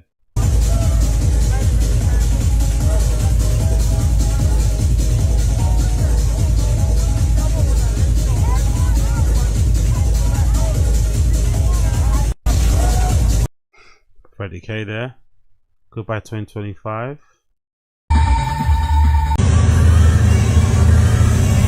I think that's Kelza, isn't it? That's Kelza from last year as well here at Knockdown Festival, I think, at Wire Festival.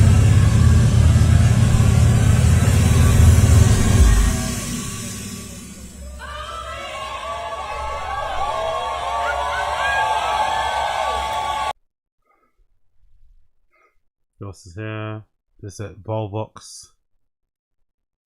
Who's that? Future Shock. Yeah, I think Knockdown Center seems like a vibe as well, by the way. Knockdown Center seems like a fucking vibe. Performance and events. Oh, DJ Harvey's there. My favorite DJ. This is my fucking idol, bro. This is my inspiration. He's literally the first DJ I think I ever listened to. I'm not gonna lie. This might be the first. Yeah, DJ Harvey's playing. When on 6th of June. Oh, what a fucking guy. Pick up DJ Harvey. I remember seeing him playing Berghain once. Oh. Yo, I remember seeing DJ Harvey play, but imagine DJ Harvey playing Berghain Main Room. He had like a leather vest on, no t-shirt underneath. Oh, he destroyed. It was like a mix of like EBM, industrial, rock music, jazz, like on the main Berghain industrial floor. If you know, you know. I forgot what year it was. But that year I went to fucking Berghain and watched fucking DJ Harvey destroy the Berghain main floor. One of my top 5 memories of raving ever, man. Honestly, he's my guy. He's my hero. Yo, big up Lucas sharing. Wow, Guanji. Oh, you were there. I was actually meant to go, you know. I was gonna, but then I left the gym too late and then I got tired and I had to do clips and stuff and work. So I thought, you know what, fuck it. I was actually gonna go. I saw the post. People were sharing around that he was playing, I think, was it from 6 to 10 p.m. I think, right? It was a house set. Or something. It was a house set. DBS1 played at Unfold the other day. It was a house. Oh, yesterday, sorry. I was actually meant to go, but I actually sacked it off. I think I'll probably go to the next one though. The Unfold on the 24th, innit? There's a 36-hour one on the 24th. I might go to that one. That might be the time where I pop my Unfold cherry. But yeah, some people are having mixed reviews of the DBS1 set. Some people didn't like it. They're having mixed reviews. They're saying he's a bit overrated. Not too sure I agree on that one. But still, I'll probably go and check out Unfold for the first time because I think they've got like a 36-hour event on like when, if I'm not mistaken, they've got like a 36-hour event on like a Thursday. I think. Is it a Thursday? No, is it? Sorry, I think end of the month. Is it end of the month? Is a 30? Let me see if I can find it here. Oh, Ellen Allion's coming on Friday. Actually, that might actually be a vibe. But there is a Mama Snake as well on the Saturday. There's a fucking, who is it? There you go. 24th, 34 hours on the 24th. So I might go to this just to see where I go on. This might be a bit of a situation still. But yeah, let's go back to this.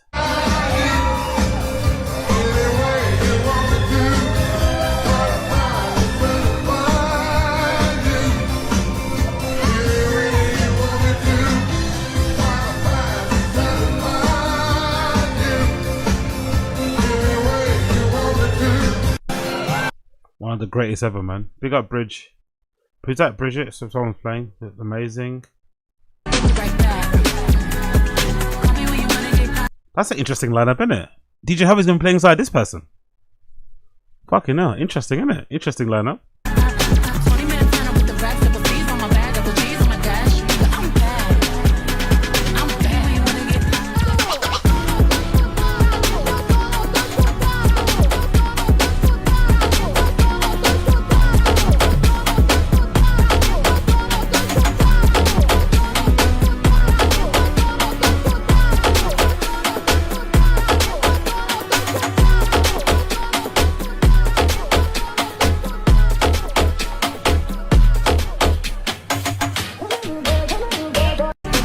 Interesting, isn't it?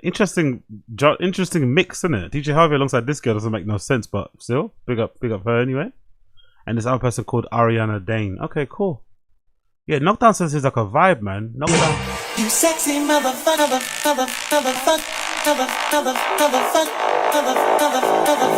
What a cool venue, man. What a cool fucking venue.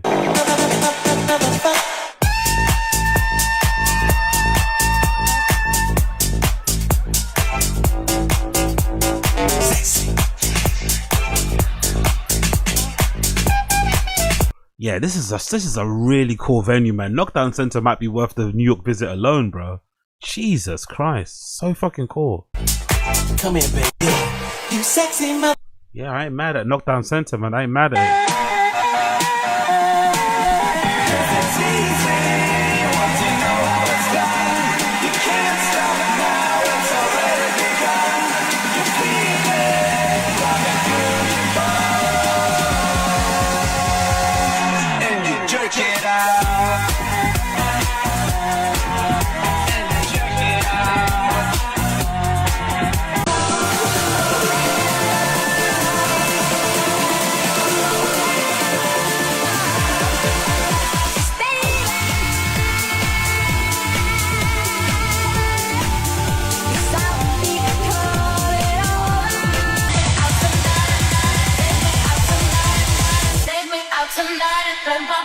Set you free.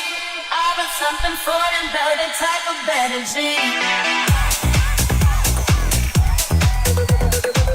Yo, this guy, who's this? The Ruins. Who's this guy? This guy's hard, bro. Ahmed Spins. Is that who it is? The Ruins are back. Our outdoor sessions. Yo, Ahmed Spins. You're kind of hard. I'm not gonna lie. You are kind of hard. Ahmed Spins. You are kind of hard, bro.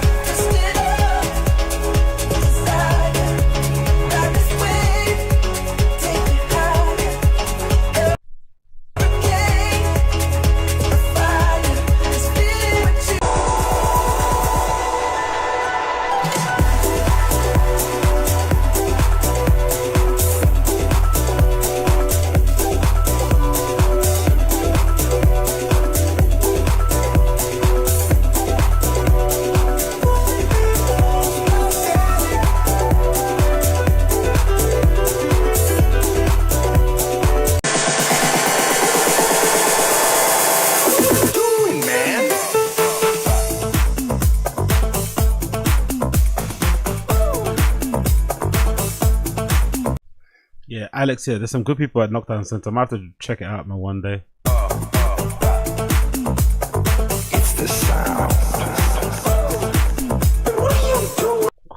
up Knockdown. Anyway, look, what am I doing, man? My ADHD. Let me go back to Knockdown Center lineup. Fucking hell.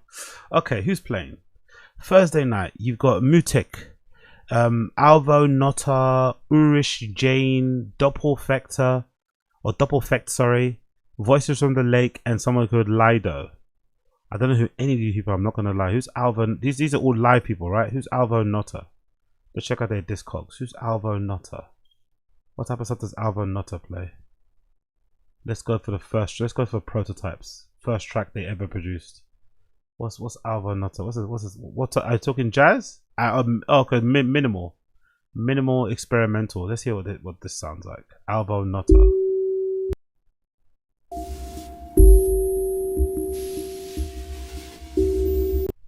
Live.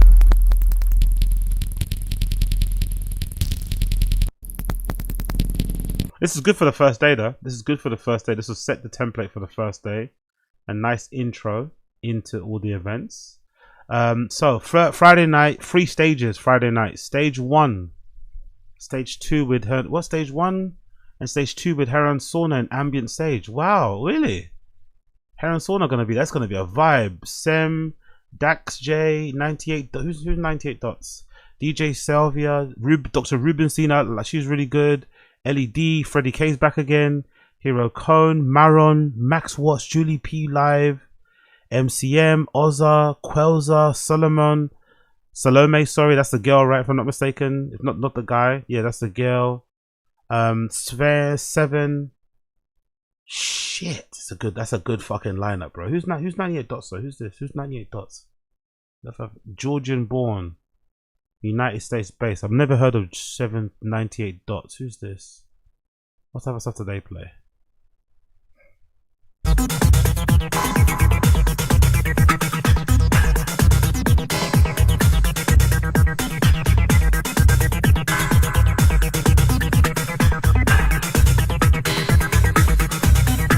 I love that little vinyl brush. I love it, man. It's kind of, it's somewhat performative, but it's actually useful. But I love the little vinyl brush thing to kind of get all the dust of the flint off so the needle doesn't skip. I love the little thing they use it. It's really funny. And also I love the little weight they put on the vinyl decks thing. The fucking mechanical, tactile. It's kind of funny. I know. People that play vinyl just make me laugh in general. But yeah, this is kind of cool. Wish you could do it with the CDJ or your USBs. There's a little fucking rubbing thing you rub on the CDJs, on the fucking USB, port or something. I don't know.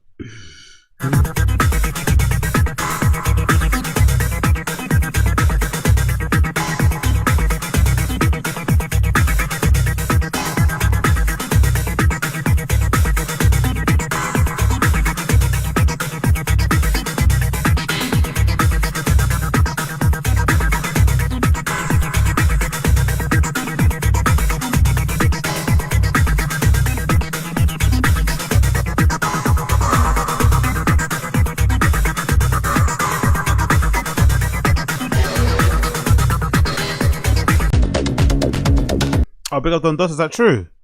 Innovision NYT show is happening in KDC later this summer as well. Yeah, it's a sick. I don't blame them for doing it there. It's a sick venue, man. It's really fucking cool. I love that it's kind of got like this outdoor area, kind of, there's a cool indoor area. Those window panes are iconic now, by the way. I'm not even from there. I've never been there. But every time I see those fucking windows, I automatically recognize where it is, Those window panes with the light coming through have become an iconic part of that fucking club. That's how you know the club is fucking sick. So, yeah, man, they're killing it, man. Big up the Knockdown Center. Killing it.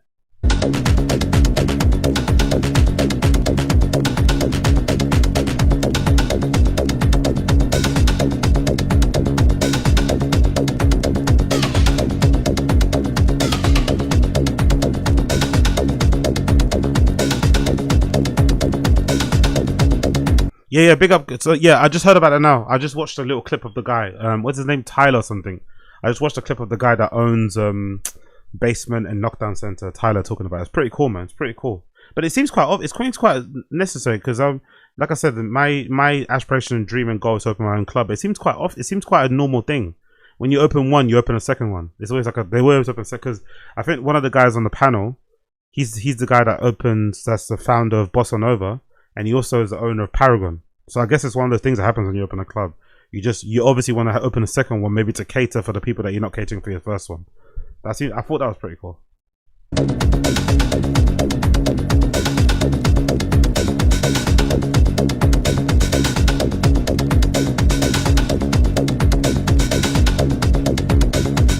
this 98 dots guy is fucking sick. I'm not gonna lie. I like 98 dots. I'm liking 98 dots. I don't know. I'm not gonna lie. He's gonna be there. He's gonna be there too. 98 dots will also be there. Any other clips of him DJing? Nothing more, no? Doesn't look like it. I him there.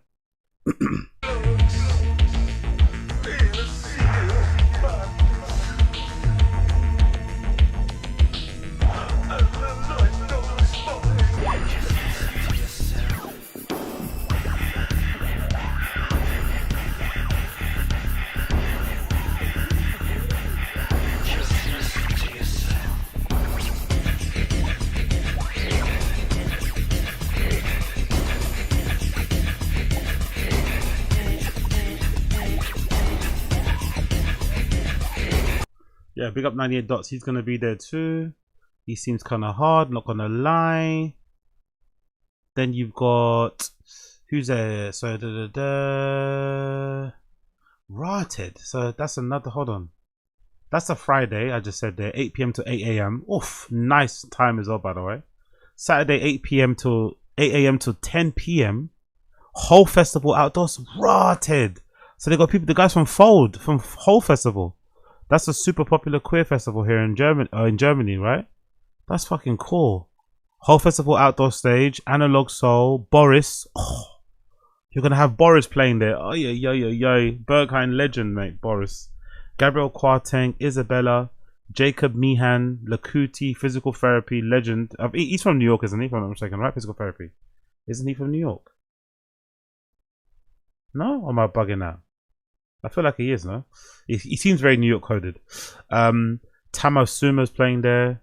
Then Saturday night time, 8 p.m. to 8 a.m. You're going to have 3 outdoor stages with Fold. You got Aku, Amelia Holt, Annabella Arorio, Uspek, Klar, Cotton, Sem, D-Dan, Holden Federico, James Newmarch, GDH, Joanna, Juliana Huxtable's going to be there again, Lauren Flax, Philippa Pasho, Steph Menesides, Voice Drone, and Yana Maste. Sunday, 8 a.m. to 10 p.m. Aurora Halal, Avalon Emerson. This lineup is crazy good. Bashka, Courtesy, Fadi Moham, Cancelli, Massimino Paligrada, Newer, Pablo Bozzi, Peach, Reza Terenzi, Sean J. Wright, SHDW, The Carry Nation. God damn, this is a good lineup, bro. God fucking damn.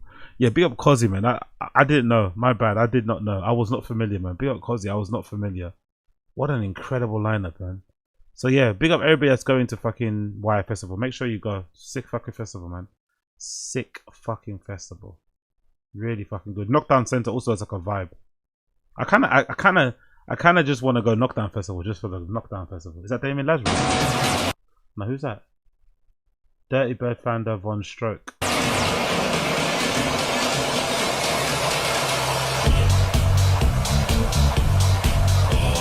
I like that they cater for everybody too. They cater for everybody in Knockdown Center. It's not just like cool hipster stuff. So I guess maybe that's why he's got Knockdown Center.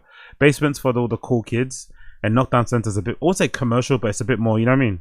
It's a bit more open in terms of people that are playing. This is really good because people need to hear this too. Do you know what I mean? Not just all the grungy stuff.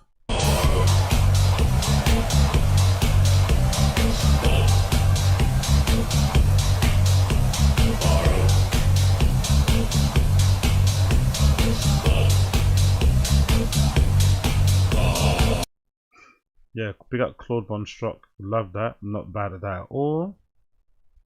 Who else performed there? DJ Harvey. Who's this? Len Faki was there. Wow, legend Len Faki.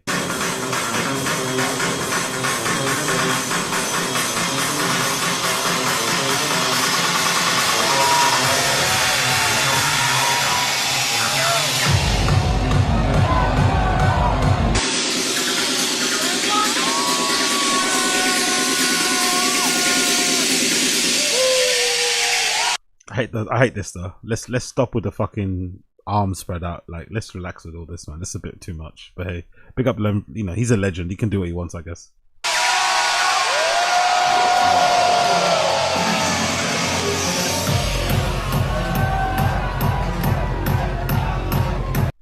Yeah, big up Len Faki. Josh Baker was there. He's from here, right?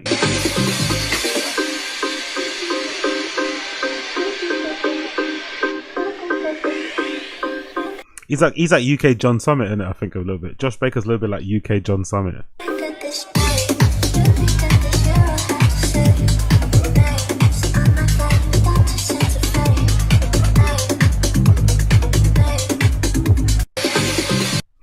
Yeah, big up him. Yeah, big up, man. Big up. Knockdown Center seems like a vibe. Knockdown Center seems like a fucking vibe, man. I need to reach. Man need to reach at some point. Man need to reach at some fucking point. Actually, let me get this out of the way. Bear with me a second here. Cool. Let's move on. Let's move on because I've got so much more to talk about. So, we done a bit of that. Let's go on with that. So let's get this out of the way. Bear with me. Really tuning in, but if you're here for the first time, make sure you smash like, hit subscribe, become a member too. Trying to hit 500 members on this channel. That'd be great if you could help me do that as well. I will be eternally grateful. But big up everybody tuning in. I appreciate you all. What else we got going on here? Actually, what's this?